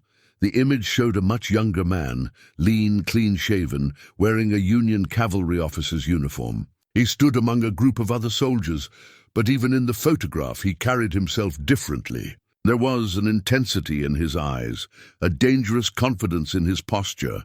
"That's you," Tommy breathed. "But you're an officer," Ezra corrected. "Captain Ezra Cole, 3rd Pennsylvania Cavalry. I enlisted in 61, made captain by 63, fought at Gettysburg, Spotsylvania, Petersburg. I was a cavalry officer, but I also served as a sharpshooter when needed." Martha studied the photograph, trying to reconcile the young soldier with the weathered mountain man she'd come to know. "What happened after the war?" "Most of my unit mustered out in 65. I stayed on. The Army needed experienced officers for the Indian Wars out west." Ezra's voice was flat, emotionless. "I spent 3 more years in uniform, this time fighting Comanche, Apache, Sioux. Different enemy, same blood." 3 years, Jacob said thoughtfully. "That would have taken you to 68 or so. Right around when you showed up here. 68 exactly. I was stationed at Fort Laramie. We'd been tracking a Sioux band that had attacked a settlement, killed 2 families, took a woman and her daughter captive." Ezra's hands tightened on the edge of the table. "We caught up to them in the Black Hills. There was a fight." He was quiet for a long moment before continuing. "We got the hostages back, both alive. But the cost, we killed 16 men, young warriors, old men who'd come out to protect their families, even a couple of boys no older than Tommy here. I was the one giving orders. I was the one who said to keep firing. But they were the enemy," Tommy said uncertainly. "They'd attacked settlers, were they? Or were they just desperate people trying to survive on land that was being taken from them, same as us?" Ezra shook his head. "I stopped asking those questions after a while. Stopped thinking about whether what I was doing was right or necessary. I just followed orders and did my job. And I was good at it. Too good." Martha reached across the table and placed her hand over his. "What made you stop?" "There was a young warrior, couldn't have been more than 17. He'd been wounded in the initial exchange, but he was still trying to fight, trying to protect an old woman behind him. His grandmother, maybe. I had him in my sights. Clean shot, maybe 40 yards. I could have ended it quick, but I hesitated. Just for a second." Ezra's voice dropped almost to a whisper. He looked at me. Just looked. And I saw, I don't know, recognition, maybe. Like he knew he was about to die and he was asking me why. Asking me what gave me the right. "What did you do?" Lynn asked quietly. "I took the shot. I always took the shot. That was my job." Ezra pulled his hand back from Martha's, as if he didn't deserve her comfort. "He died, and so did the old woman he'd been protecting, caught in the crossfire. I went back to Fort Laramie, filed my report, received commendations for a successful rescue operation. And 3 days later, I walked into my commanding officer's tent and resigned my commission, just like that. Tommy asked, just like that. I couldn't do it anymore. Couldn't pull that trigger one more time and pretend it meant something, so I left. Took my horse, my rifle, what little money I'd saved, and I rode west until I couldn't go any further. Found these mountains and built a cabin and told myself I'd never hurt another living soul unless I had no choice. Jacob broke the silence that followed. But you were good at it. Fighting, I mean. Leading men, I was. Ezra met the old man's eyes. I was very good at it. And that's what scared me most, how easy it became. How little I felt after a while. Martha's mind was spinning. The gentle man who'd paid her debt, who'd dried dishes in her kitchen and spoken so carefully about what he saw when he looked at her.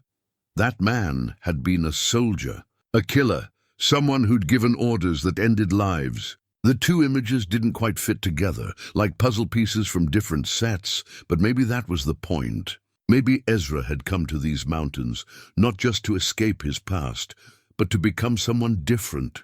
Someone better. Why are you telling us this now? She asked.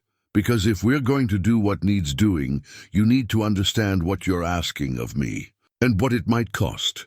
Ezra looked around the table at each of them. The man in that photograph, the soldier who gave those orders, he's still in here somewhere. I've tried to bury him, but he's not gone. If I do what I'm planning to do tonight, I'll be letting him out again. And I don't know if I can put him back. What exactly are you planning? Martha asked. Though part of her already knew, Calhoun expects us to either flee or surrender by sundown. What he doesn't expect is an assault. He doesn't expect us to bring the fight to him. Ezra pulled out a rough sketch he'd made of the town's main street. His men are spread out. 2 at the saloon, probably 2 more on patrol, the rest with Calhoun himself. They're confident, which makes them sloppy. If we hit them hard and fast, we can cut their numbers before they have time to organize. You're talking about killing them, Lynn said, his voice shaking slightly. I'm talking about defending this town and everyone in it. That's not murder, it's survival. Ezra's eyes were hard. But yes, some of them will die. Maybe all of them, if it comes to that. And maybe you, Martha said. Maybe us, maybe. War doesn't come with guarantees. He looked at her directly. But doing nothing guarantees that Calhoun and his men will take whatever they want, hurt whoever they want, and probably burn this town to the ground when they're finished. I've seen men like him before. They don't stop until someone stops them, Tommy spoke up, his voice cracking slightly. I'll help. I'm not much of a fighter, but I can shoot a rifle well enough. No, Ezra said firmly. You're too young and you're not trained. You'd be more liability than help. Then what am I supposed to do? Hide while you fight for us? You're supposed to protect Martha and the others if something goes wrong. You're supposed to be the last line of defense. Ezra's expression softened slightly. That's not cowardice, son. That's responsibility. And it's just as important as what I'm doing. What about me? Martha asked. I'm not hiding while you put yourself in danger. Martha, don't Martha me. This is my home. These are my people. If you're going to fight for us, then I'm going to fight beside you. Ezra looked like he wanted to argue, but something in Martha's expression stopped him. You ever fire a gun? My husband taught me. I'm not a sharpshooter, but I can hit what I aim at, close range. All right. Ezra pulled out a pistol from his belt. Then you'll cover me from the boarding house windows. You don't take a shot unless you have to.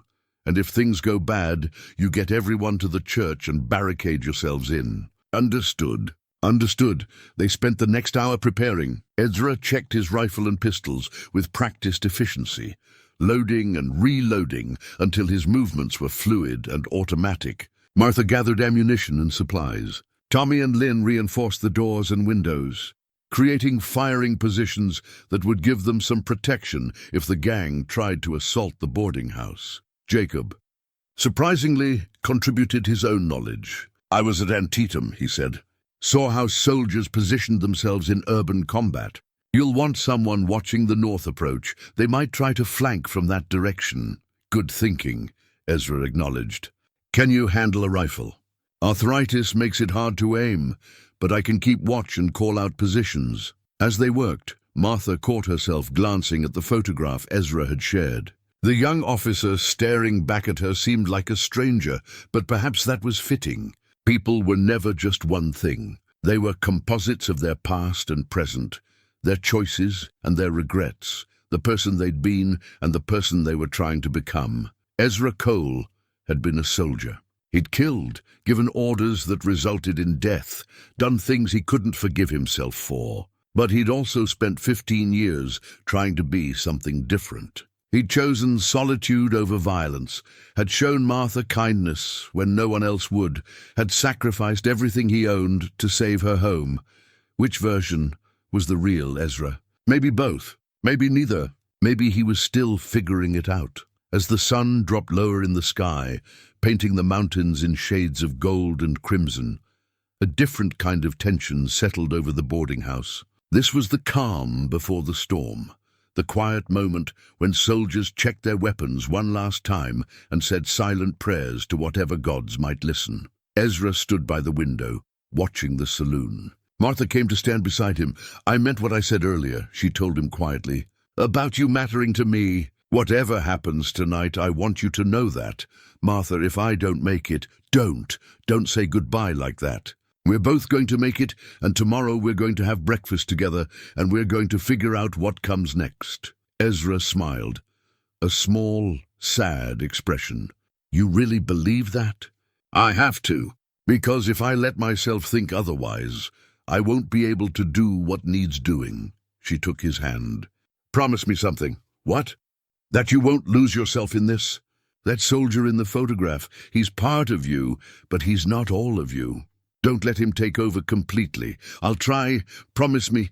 "I promise," Ezra said, and squeezed her hand gently. Then the sun touched the horizon, and the time for talking was over. Across town, in the saloon, Jack Calhoun poured himself another whiskey and smiled. By now, the old woman and her protector would be packing their things, getting ready to abandon the boarding house like the cowards he knew they were. In another hour, he'd have a comfortable place to sleep, plenty of food, and total control over this pathetic little town. Life was good. What Calhoun didn't know, what his confidence and his cruelty had blinded him to, was that sometimes the people you underestimate are the most dangerous. Sometimes the old soldiers you dismiss still remember how to fight. And sometimes the quiet courage of ordinary people can stand against the loudest cruelty. He was about to learn all three lessons at once. The sun had fully set when Sheriff Dalton's badge appeared on Martha's doorstep. Tommy found it when he went to check the street. A simple piece of tin pinned to a crumpled note. "Can't do this anymore. God forgive me." R.D. Tommy brought it inside, his hands shaking. He ran. The sheriff actually ran. Martha felt something cold settle in her stomach. Sheriff Dalton, for all his uselessness, had been the last symbol of lawful authority in Redemption Springs. With him gone, there was nothing standing between the town and Calhoun's gang except she looked at Ezra, who took the badge from Tommy and turned it over in his hands. "Good," Ezra said quietly. "Good?" Tommy's voice cracked with disbelief. "How is that good?" "Because now we don't have to worry about him getting in the way or trying to negotiate. The lines are clear." Ezra set the badge on the table. "And because it means the town knows there's no one coming to save them. When we move, we'll be the only hope they have." Through the window, Martha could see lights in several houses winking out. Families were barricading themselves in, preparing for whatever the night might bring. The saloon, by contrast, blazed with lamplight. Loud voices and laughter carried across the empty street. "They're celebrating," Lynn said bitterly. "They think they've won." "They have won, for now," Ezra replied. "But that confidence will make them careless, and carelessness kills." He moved to the table where his weapons were laid out. 2 pistols, his rifle, ammunition for each. He'd cleaned and checked them all twice already, but he ran through the process one more time with the mechanical precision of someone who'd done this 1,000 times before. Martha watched him and saw the transformation happening. The gentle mountain man who dried dishes in her kitchen was receding, replaced by something harder, colder, the cavalry captain from the faded photograph. It should have frightened her, but instead she found it oddly reassuring. They needed that man tonight. "All right," Ezra said, straightening up. "Here's how this works. The gang's got 7 men total, Calhoun and 6 others. Right now, best I can tell, 4 are in the saloon. 2 are doing a patrol circuit around town. 1 is posted outside the bank as a lookout." "How do you know all that?" Tommy asked. "Because I've been watching them for 2 days. Patterns. They're creatures of habit." Ezra pointed to his rough map. "The patrol circuit takes about 15 minutes and brings them past here every half hour. They just went by 10 minutes ago, which means we have 20 minutes until they're back." "What's the plan?" Martha asked. "First, we take out the lookout at the bank. Quietly, if possible. That cuts their numbers to 6 and removes their early warning system. Then we force a confrontation at the saloon. On our terms, not theirs. We hit them hard, fast, and give them no time to coordinate." "You make it sound simple," Jacob said from his chair by the fireplace. "It's not. 100 things can go wrong. But simple plans work better than complicated ones when bullets start flying." Ezra looked at each of them in turn. "I need everyone to understand something. Once we start this, there's no going back. People are going to get hurt. Some might die. If anyone wants out, now's the time to say so, and I won't think less of you for it." Nobody spoke. "All right then." Ezra checked his pocket watch. "We move in 15 minutes. Those 15 minutes stretched out like hours. Martha busied herself making coffee, something to do with her hands, some small domestic act to ground herself before the violence began. Tommy paced nervously. Lynn sat very still, his lips moving in what might have been prayer. Jacob dozed in his chair, or pretended to. And Ezra stood by the window, watching the street with the kind of patient, predatory stillness that came from years of military training. Martha brought him a cup of coffee. He took it with a nod of thanks, but didn't drink. Just held it, using the warmth to keep his hands flexible. "Ezra," Martha said quietly, "after this is over, if we both make it through, there's something I need to tell you. Tell me now, in case there isn't an after." Martha took a breath. "I've spent 12 years being invisible, being overlooked, dismissed, treated like I don't matter. And I'd accepted that. I'd made peace with being the woman nobody sees." She paused. "But you saw me, not just when you paid my debt, but before that. You looked at me like I was worth something, like I mattered, and that changed everything." "Martha, let me finish. I know we barely know each other. I know this is probably too much, too fast. But life's short, and tonight might be shorter still, so I'm going to say it anyway." She met his eyes. "I care about you, Ezra Cole, more than I probably should. And whatever happens tonight, I want you to know that. I want you to have that to hold on to." Ezra set down the coffee cup. For a moment, he just looked at her, really looked, with an intensity that made her breath catch. "I came down from that mountain weeks ago, planning to pay your debt and disappear back into my solitude," he said finally. "I thought that would be enough.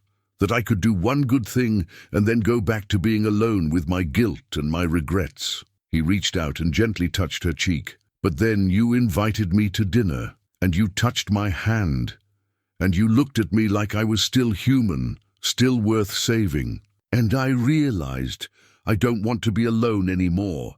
Martha felt tears prick her eyes. "So what are you saying?" "I'm saying that when this is over, and we are both going to make it, because I'm not leaving you to face this world alone, I want to stop hiding. I want to build something. With you, if you'll have me." "Yes," Martha said simply. "Yes." They stood there for a moment, hands clasped, on the precipice of violence, but finding something like peace in each other's presence. Then Ezra's pocket watch chimed softly. "Time to move! Tommy Lynn, you know what to do. Bar the doors behind us. Don't open them for anyone but me or Martha, and only after you're sure it's really us. If more than an hour passes with no word, assume the worst and get everyone to the church." "But," Tommy started. "No arguments. You're the last line of defense." Ezra handed him a pistol. "Keep this ready. Fire through the window if anyone tries to force entry. Aim for center mass, chest or stomach. Don't try for headshots. They're too hard to make under stress. Tommy took the gun with reverent fear, as if it might explode in his hands. Ezra turned to Jacob. You're in charge here. I know your body's not what it used to be, but your mind's sharp. Keep everyone calm, keep everyone thinking. You just worry about staying alive out there, son. We'll be fine in here. Martha had changed into darker clothes, practical for moving at night. She tied her hair back and tucked her skirts into her belt to keep them from tangling. The pistol Ezra had given her felt heavy and foreign in her new hand, but she'd practiced loading and unloading it until the movements became automatic. Ready? Ezra asked her. No, but let's do it anyway. They slipped out the back door of the boarding house into the narrow alley that ran behind the buildings. The night was cool and clear, with enough moonlight to see by, but not enough to make them obvious targets. Ezra moved with careful silence, and Martha did her best to follow his example, stepping where he stepped, avoiding anything that might make noise. They made their way through the maze of back alleys toward the bank. The lookout was posted on the front steps, clearly visible from the main street, but with his back partly to the alley. Ezra studied him for a moment, calculating. Young, maybe 20, not paying attention, looking at the saloon, probably wishing he was inside drinking with the others. Ezra's voice was barely a whisper. Stay here. I'm going to circle around behind him. What are you going to do? What needs doing? Keep watch. If anyone comes, whistle softly, like a bird. Before Martha could respond, Ezra melted into the shadows. She lost sight of him almost immediately, which was terrifying. She crouched behind a water barrel, her pistol gripped in both hands, and watched the lookout. The young man shifted his weight from foot to foot, bored. He pulled out a cigarette and struck a match, the brief flare of light painting his face in sharp relief. He was young, painfully young. Probably not much older than Tommy, probably. Joined Calhoun's gang because he needed money or adventure or some misguided sense of belonging. And Ezra was going to kill him. Martha's stomach twisted. She understood the necessity. They couldn't leave the lookout to raise the alarm. But that didn't make it any easier to accept. This was someone's son, someone's brother, someone who'd made bad choices but maybe didn't deserve to die for them. But then she thought about Calhoun's threats against Jacob and Lynn and Tommy. She thought about what men like this gang had done to other towns, other families. She thought about the choice Ezra was making to protect the people he cared about, whatever the cost to himself. Sometimes there were no good choices, only necessary ones. The lookout finished his cigarette and flicked it into the street. He yawned, stretched, and turned slightly. Ezra emerged from the shadows behind him, moving with deadly silence. There was a brief struggle, barely more than a rustle of cloth and a muffled gasp, and then the lookout slumped forward into Ezra's arms. Ezra lowered him carefully to the ground and checked for a pulse. A moment later, Ezra appeared beside Martha, startling her despite his warning. Is he? Martha couldn't finish the question. Unconscious. I choked him out. He'll live, but he'll be out for a while. Ezra wiped sweat from his forehead. I dragged him into the alley and tied him up. By the time he wakes up, this will be over one way or another. But Martha had celebrated too soon. As the crowd dispersed and people began tending to the wounded and securing the captured gang members, a shout came from the boarding house. Fire! The boarding house is on fire! Martha's heart stopped. She spun to see orange flames licking at the rear of her building, spreading rapidly across the dry wooden roof. In the chaos of the fight, no one had noticed one of Calhoun's men, wounded but conscious, crawl to the back of the building and light it ablaze. Tommy! Lynn Jacob! Martha screamed and ran toward the building. Ezra caught her arm. Wait, but Martha tore free and kept running. Those were her people in there, her responsibility. She'd promised to protect them, and she wasn't about to let them burn. The front door was still barred from the inside. Martha pounded on it frantically. Tommy, open the door! No response. The smoke must already be thick inside. Ezra arrived beside her, his rifle slung over his back. Move. He kicked the door once, twice. On the third strike, the bar inside cracked and the door burst inward. Smoke poured out in thick black clouds. Inside, Martha could hear coughing. could see flames spreading across the ceiling from the back of the building toward the front rooms. "Stay here," Ezra ordered. "Like hell I will." They plunged into the smoke together. The heat was intense, the air almost impossible to breathe.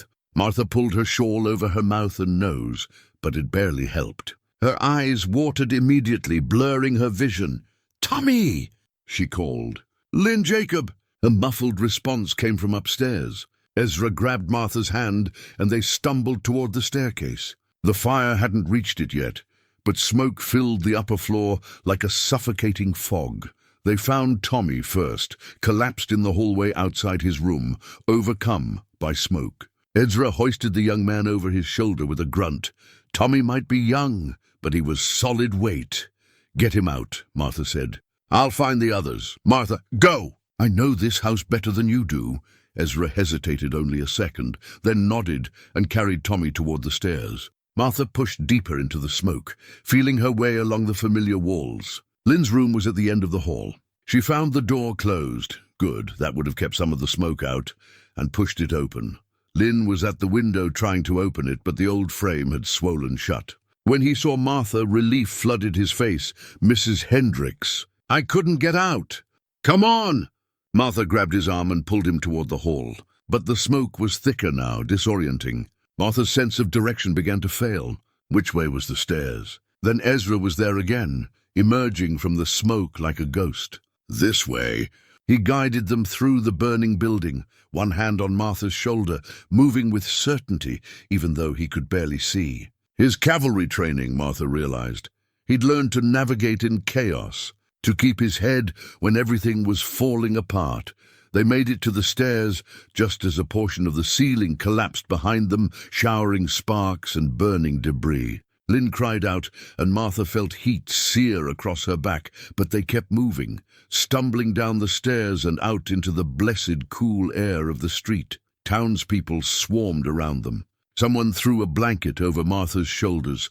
She realized her dress had caught fire in the back. Someone else was pouring water over Lynn's singed hair. Tommy was conscious again, coughing violently but alive. "Jacob," Martha gasped, looking at the burning building. "Where's Jacob?" Tommy's eyes widened in horror. "He was in the parlor. Last I saw, he was keeping watch at the window." Martha didn't wait to hear more. She turned back toward the boarding house, but Ezra caught her. "No, I'll go. You can barely stand. And you've got a burned back and smoke in your lungs." Ezra's face was grim. "I'm going. That's final." He turned and ran back into the inferno. The crowd held its collective breath. Seconds ticked by like hours. The fire had fully engulfed the upper floor now, and flames were spreading through the main level. The entire structure groaned, timbers weakening under the heat. "It's going to collapse," someone said. "He needs to get out of there," said another voice. Martha stood frozen, watching the doorway, willing Ezra to emerge. She just found him, just admitted how she felt, just glimpsed the possibility of a future together. She couldn't lose him now. Not like this. More seconds passed. The boarding house groaned again, louder this time. Part of the front porch roof caved in with a shower of sparks. "Ezra!" Martha screamed. "Ezra, get out!" And then, through the smoke and flames, two figures emerged. Ezra, blackened by soot, supporting Jacob's weight. The old man was barely conscious, his face slack, but he was alive. They'd made it perhaps 10 feet from the building when the entire structure finally gave way. With a roar like thunder, the boarding house collapsed in on itself, sending a geyser of sparks and ash into the night sky. The blast of heat knocked everyone back. Martha felt strong hands grab her and pull her to safety, Samuel the blacksmith and Will Thornton. Through the chaos, she could see Ezra and Jacob on the ground, covered in debris but moving. Townspeople rushed forward. They pulled Ezra and Jacob clear of the burning wreckage, beat out the embers on their clothes, checked them for injuries. The doctor, who'd finished stabilizing Calhoun and his men, came running with his bag. Martha fought through the crowd to reach them. Ezra was sitting up, coughing hard, his face streaked with soot and blood from small cuts. Jacob lay beside him, conscious now and breathing, though each breath sounded labored. "You idiot," Martha said. Kneeling beside Ezra, tears streamed down her face, cutting clean tracks through the soot on her cheeks. You absolute idiot. You could have died. Had to, Ezra said between coughs. Couldn't leave him.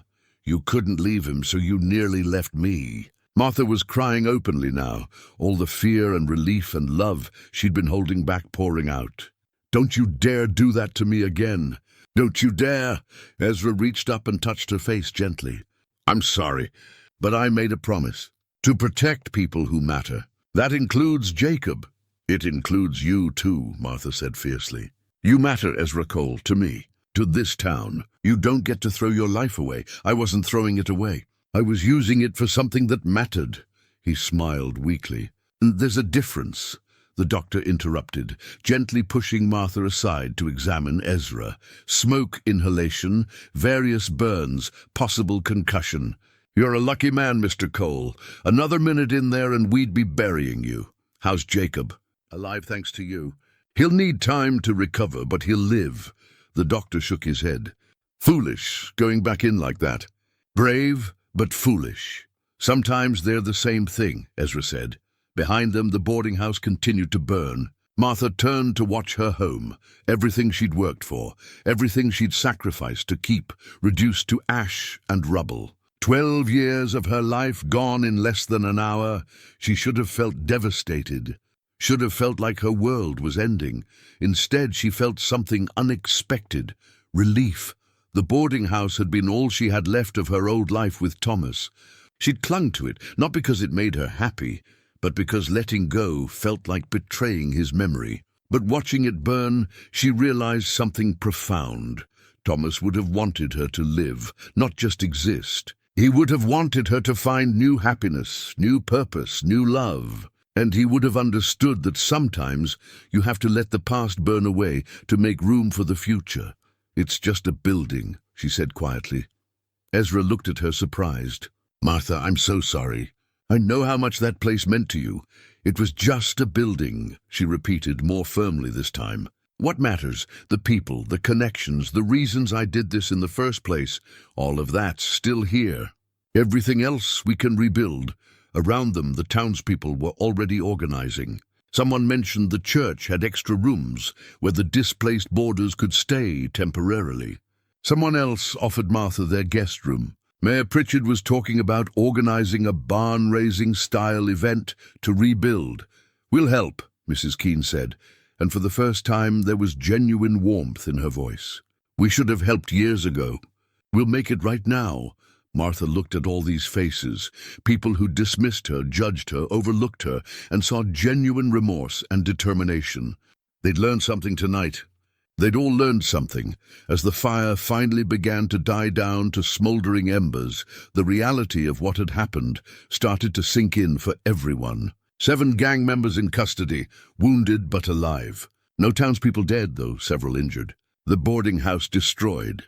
And somehow, impossibly, hope growing from the ashes. Martha insisted on helping tend to the wounded, despite the doctor's protests about her own injuries. She moved among the townspeople with quiet efficiency, bringing water, helping bandage minor cuts, offering comfort where she could.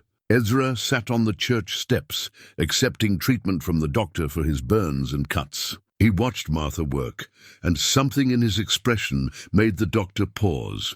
You care about her, the doctor observed. It wasn't a question. I do. Good. She deserves someone who sees her worth. The doctor finished wrapping a burn on Ezra's forearm. For what it's worth, what you did tonight, protecting this town, saving those people, it matters. We won't forget it. I wasn't looking for recognition. I know. That's what makes it matter more. As dawn approached, casting pale light over the exhausted town, a commotion arose near the church. The territorial marshal had finally arrived with a small group of deputies.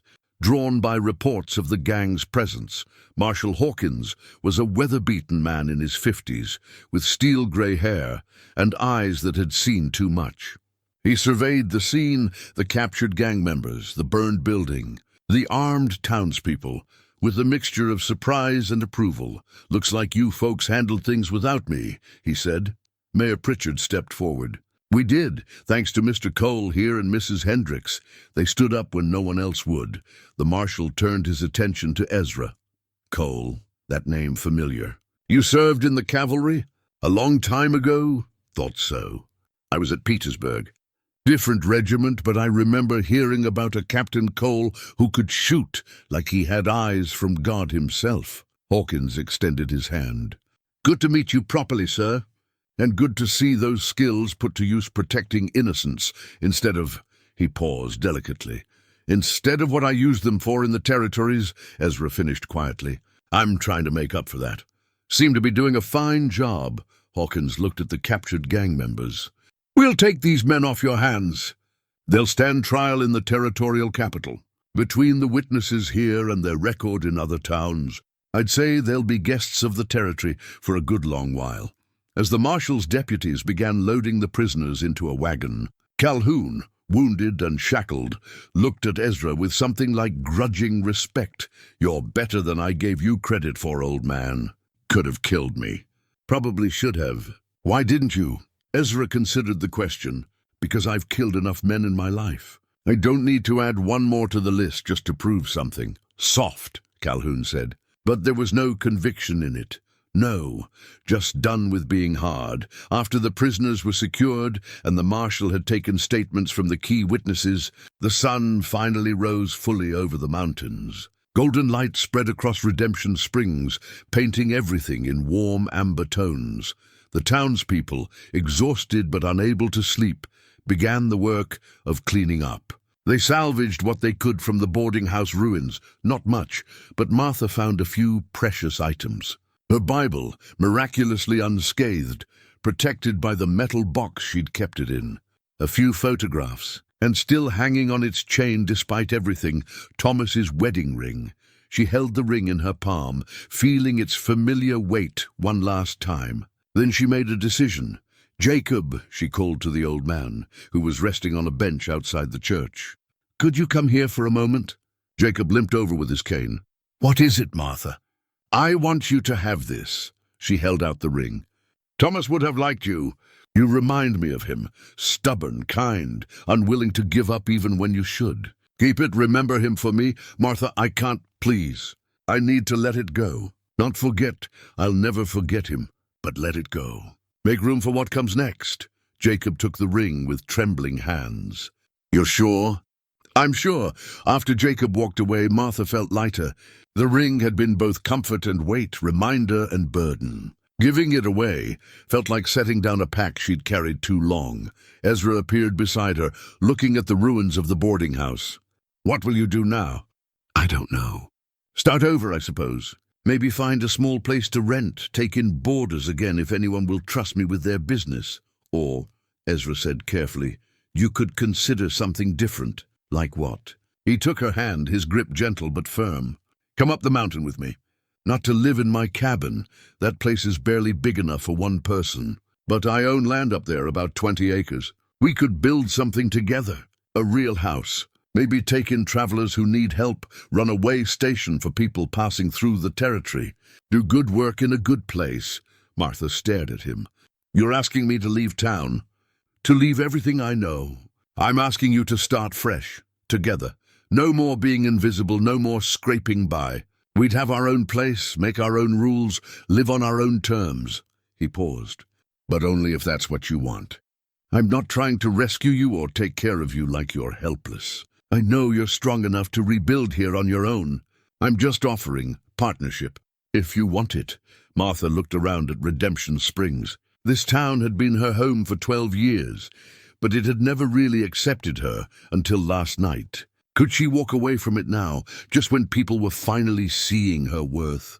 But then she thought about the alternative, staying here, rebuilding in the shadow of everything that had happened. Always being the woman whose house burned down, or the widow who defended the town. There would always be history here. Always wait. Starting fresh in the mountains with Ezra, that was possibility. That was future instead of past. I want it, she said simply. I want to build something with you. Ezra's face transformed with a smile more genuine than any she'd seen from him. You're sure? It won't be easy. Mountain life is hard, especially in winter, I'm sure. Besides, Martha smiled back, I've been dealing with hard for 12 years. At least this time, I won't be doing it alone. They stood together in the morning light, hands clasped, while around them the town slowly came back to life. People noticed them standing there and began to understand what it meant. Whispers spread. Mrs. Keene approached, her expression softer than Martha had ever seen it. "So you're leaving us then?" "I am," Martha said. "But not right away. There's work to be done first, making sure everyone's settled, helping where I can.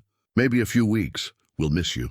I know we didn't show it properly, but you mattered to this town. You made us better, even when we didn't deserve it. Thank you for saying that." Mayor Pritchard joined them, holding an official-looking document. "Before you go, Mrs. Hendricks, there's something the town council would like to do. We're granting you the deed to the property where your boarding house stood. It's yours, free and clear. No back taxes, no liens. If you ever want to rebuild here, or sell the land, or pass it on, that's your choice." Martha felt tears prick her eyes again. That's incredibly generous. It's the least we can do. And Mr. Colm," Pritchard turned to Ezra, "that offer of the sheriff position stands if you ever change your mind. But in the meantime, the town council also approved a reward, $500, to be split between you and Mrs. Hendricks for protecting Redemption Springs." Ezra started to refuse, but Martha squeezed his hand. "Accept it. We'll need supplies for building that house.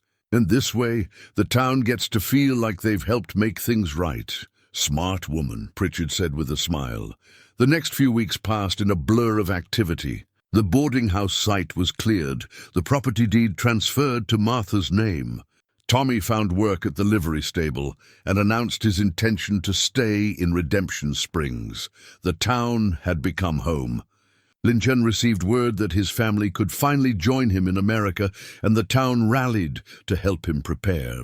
Old Jacob moved in with his nephew Will, who'd been lonely since his wife passed. All of Martha's displaced boarders found new situations, better situations in some ways. The gang's attack, terrible as it was, had jolted the town into caring for its people properly, and Martha found herself spending more time with Ezra, planning their future. They sketched rough designs for the house they'd build. They talked about how they'd run the way station, what they'd offer to travelers, how they'd make it a place of genuine welcome and rest. They talked about what kind of life they wanted to build together, partnership and respect, friendship and something deeper. Neither of them was young anymore. They'd both lived full lives, made mistakes, carried regrets. But maybe that was the point. Maybe the second chapters of life were meant to be written by people who'd learned from their first ones. On Martha's last night in Redemption Springs, the town held a gathering in her honor. It wasn't formal, just people bringing food to share, sitting together on the church lawn, talking and laughing as the sun set behind the mountains. People shared stories about Martha's kindnesses over the years, meals given when she could barely afford to feed herself, comfort offered in times of grief, steadiness and grace in the face of judgment. "You taught us something," Mrs. Keene said, standing up to address the crowd. "You taught us that how we treat people matters, that kindness isn't weakness, that the folks we overlook might be the ones who end up saving us." She paused, visibly emotional. "You deserved better from us, Martha. We're sorry it took so long to see it." Martha stood, her voice thick with emotion. "I forgive you, all of you, because holding grudges is just carrying weight that serves no purpose. You've shown me in these past weeks who you really are, and that's what I'll remember. Not the hurt, but the healing." As the gathering wound down and people began drifting toward home, Ezra and Martha walked together through the quiet streets one last time. "Any regrets?" he asked. "About leaving?" "No. This town will always be part of me, but it's time to move forward." She looked up at the stars beginning to appear in the darkening sky. "What about you? Any regrets about giving up your solitude?" "None. Turns out I was never happy being alone. I just thought I didn't deserve anything better." He stopped walking and turned to face her fully. "Martha Hendricks, you've given me something I thought I'd lost forever, a reason to wake up in the morning, a purpose beyond just surviving. Thank you for that." "You gave me the same thing," Martha said softly. "You saw me when I was invisible. You valued me when I felt worthless. You loved me." She paused, the word hanging in the air between them. "You do love me, don't you?" "I do," Ezra said without hesitation. I love you, Martha. Have for months now, probably. Just took me a while to understand what it was. I love you too. And tomorrow, we start our new life together."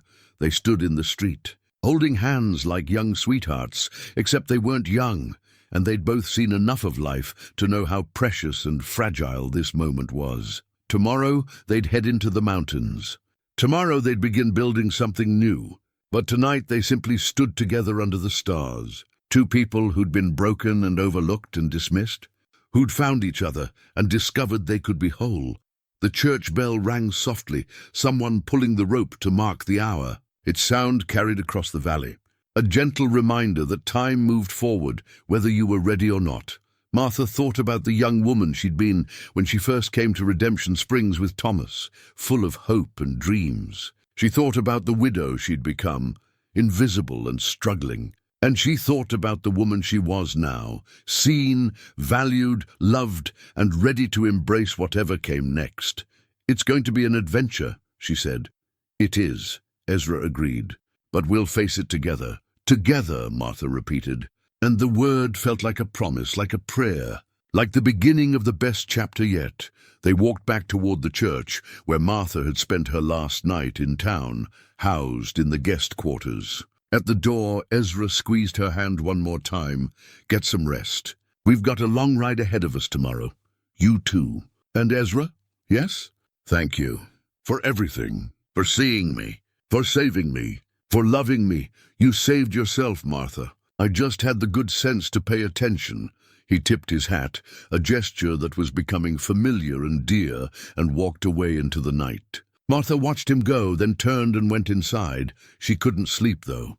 Too much had happened, too many emotions swirling through her. She sat by the window, watching the stars wheel slowly across the sky, and thought about everything that had led to this moment, a debt paid by a stranger, a mounting threat that forced courage from unexpected places, a town learning to see what it had overlooked, a soldier finding redemption, a woman finding her worth.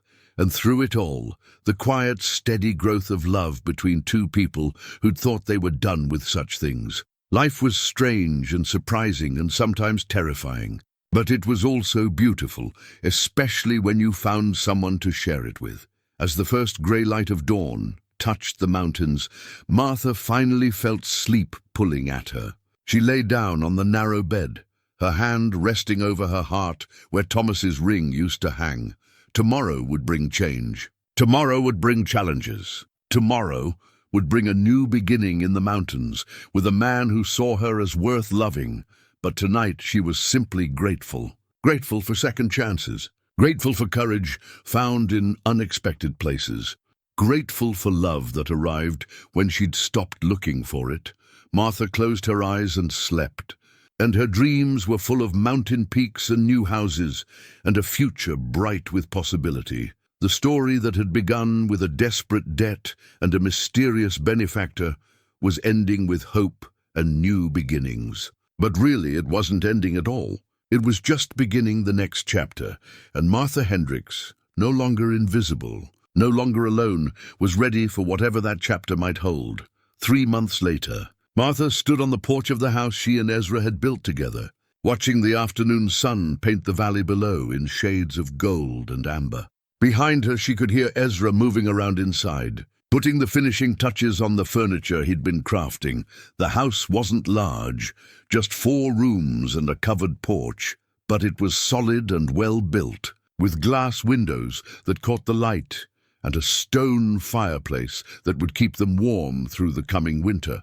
They'd positioned it on a gentle slope with a view of the valley, close enough to the main trail that travelers could find it, but far enough from town to feel like their own world. The way station, as they'd begun calling it, had already hosted its first guests, a family heading west who'd needed a place to rest for a few days. Martha had fed them, mended their clothes, and sent them off with provisions for the road. The gratitude in their eyes had reminded her why she'd wanted to do this work in the first place. Not for recognition or profit, but because helping people was what gave her life meaning. Ezra emerged from the house, wiping sawdust from his hands. He'd filled out a bit since they'd moved to the mountains, Martha's cooking, and the hard work of building had put muscle back on his frame. He looked healthier, younger somehow, as if shedding the weight of isolation had given him back pieces of himself he'd thought were lost. "What are you thinking about?" he asked, coming to stand beside her. "How much has changed? 3 months ago, I thought my life was ending. No." She gestured to the house, the valley, the life they were building. "Now I feel like it's just beginning. No regrets about leaving town." "None, though I do miss old Jacob's stories and Tommy's enthusiasm," she smiled. "But they visit and we visit them. It's enough." They'd made the trip down to Redemption Springs twice since leaving, and each time the town had welcomed them warmly. The property where Martha's boarding house had stood remained empty, but there was talk of building a school there, something the town had needed for years. Martha had donated the land gladly. "Letter came while you were gathering eggs," Ezra said, pulling an envelope from his pocket. From the territorial marshal, Martha opened it and read quickly. Calhoun and his men were sentenced. 20 years hard labor for Calhoun, varying terms for the others. She folded the letter carefully. "It's over then." "Really over, it is." They stood in comfortable silence for a while, watching a hawk circle lazily on the thermal currents rising from the valley. "Ezra," Martha said eventually, "do you ever think about who you were before?" "The soldier, the cavalry officer? Sometimes, less now than I used to." He considered the question more deeply. "I spent 15 years trying to outrun that man, trying to pretend he never existed. But I've learned something these past few months. You can't outrun your past. You can only integrate it. Take the parts that were good and useful, acknowledge the parts that weren't, and use all of it to become something better. You think you're better now? I think I'm more honest. With myself, with you, with what I'm capable of and what I'm not." He turned to look at her directly. "I can still fight if I need to. That training never goes away. But I don't define myself by it anymore. I'm not Captain Cole of the 3rd Pennsylvania Cavalry. I'm just Ezra, a man who's trying to do right by the people he loves." "I like just Ezra," Martha said softly. "I like just Martha too. Though," he pulled something from his other pocket. "I was wondering if maybe Martha might consider a different name." He held out a simple gold band, not fancy or expensive, but clearly crafted with care. Martha recognized it immediately. Ezra had been working on it in secret for weeks, melting down some of his old military medals to make something new. "Is that a ring? I know we're too old for grand romantic gestures, and I know we've only been together a few months, but I also know that at our age, we can't afford to waste time pretending we don't know what we want." He took her hand. "Martha Hendricks, would you do me the honor of becoming my wife?" Martha felt tears spring to her eyes, but they were good tears, joyful tears. "Yes, absolutely yes." Ezra slipped the ring onto her finger. It fit perfectly. Then he pulled her close and kissed her, gentle and sweet and full of promise. When they finally broke apart, both of them were smiling like fools. "When?" Martha asked. "Whenever you want. We could ride down to Redemption Springs next week, have the preacher marry us in the church. Make it official. I'd like that. And I'd like the town to be there. They've become, well, not quite family, but something close to it. Family by choice," Ezra said. "Sometimes that's the strongest kind." They spent the rest of the afternoon working together on the way station. Ezra finished the last chair for the main room, while Martha worked in the garden she'd planted, vegetables and herbs, along with a few flowers for beauty. It was peaceful work, satisfying in its simplicity. As evening approached, they sat together on the porch steps, watching the sun set behind the mountains.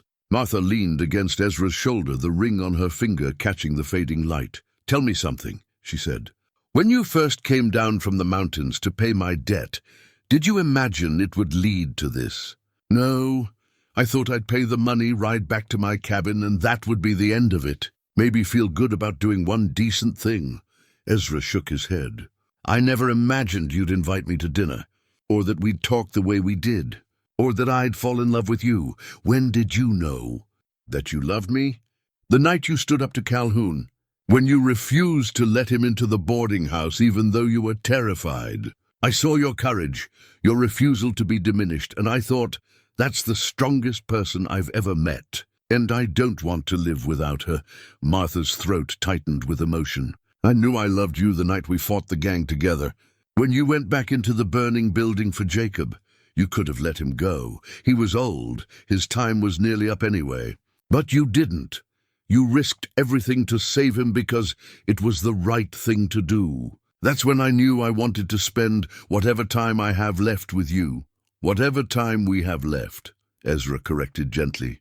We're in this together now. Together, Martha agreed. As darkness fell and stars began to appear, they moved inside. Ezra built a fire in the stone fireplace while Martha prepared a simple dinner. They ate by firelight, talking about plans for the way station, about the wedding, about the future they'd build together. Later, as they prepared for bed in their separate rooms, they'd maintained propriety, even out here in the mountains. Martha paused at her door. Ezra. Yes, thank you. For seeing me when I was invisible. For loving me when I thought I was unlovable. For giving me a second chance at happiness. Thank you for the same. And Martha, you were never unlovable. The world was just too blind to see your worth. I'm grateful every day that I had eyes to see it. Martha smiled and went into her room. She changed into her nightgown and sat on the edge of her bed, looking at the ring on her finger. In a week, she'd be Martha Cole. She'd have a new name, a new life, a new purpose, but she'd still be herself, the woman who'd survived loss and rebuilt her life. The woman who'd faced down criminals to protect people she cared about. The woman who'd learned that being overlooked didn't mean being worthless. She thought about the journey that had brought her here.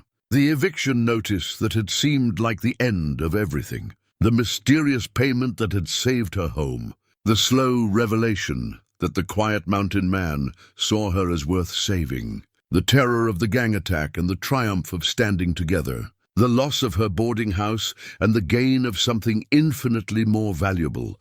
Partnership, love, hope. It had been a long road from that dusty boarding house in Redemption Springs to this solid house in the mountains. But every step had been necessary. Every struggle had taught her something. Every loss had made room for something new to grow. Martha extinguished her lamp and lay down in her bed. Through the thin walls, she could hear Ezra moving in his room, getting ready for sleep. Soon they'd share a room, share a life fully. But even now, just knowing he was nearby brought her comfort and peace. Tomorrow they'd work on the way station again. They'd tend the garden and repair fences and prepare for winter.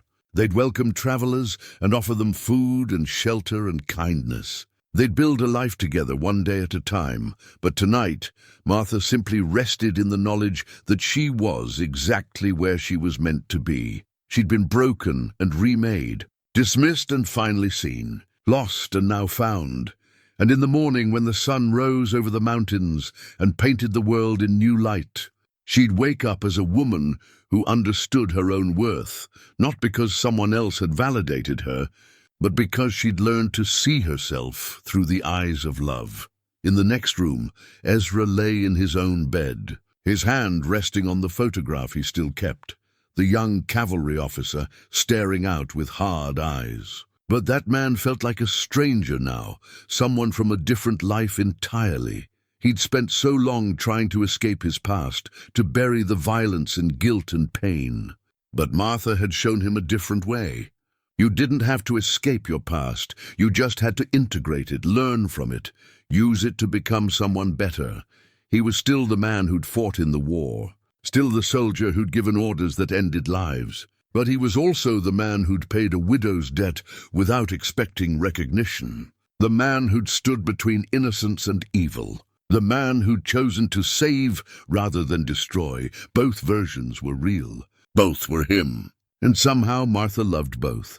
Ezra closed his eyes and let sleep take him. His dreams were peaceful, full of mountain peaks and gardens, and a future built on foundation stones of redemption and love. And high above the sleeping valley, the stars wheeled in their ancient patterns, witnessing the quiet triumph of two souls who'd found each other against all odds.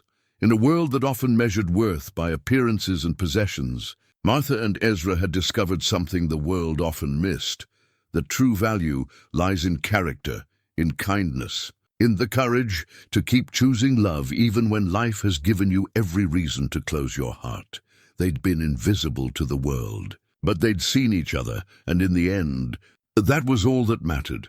The story that had begun with a desperate woman and a mysterious benefactor had transformed into something neither of them could have predicted. It had become a story about second chances and found family, about courage growing in unexpected places, about love arriving when you've stopped looking for it. Most of all, it had become a story about being seen, truly, fully, completely seen for exactly who you are, and that, more than any grand adventure or dramatic rescue, was the real miracle.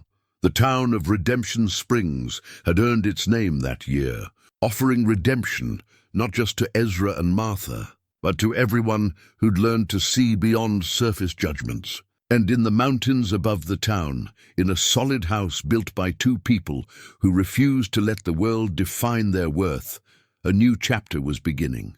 A chapter written by choice rather than circumstance, by hope rather than fear, by love rather than loneliness.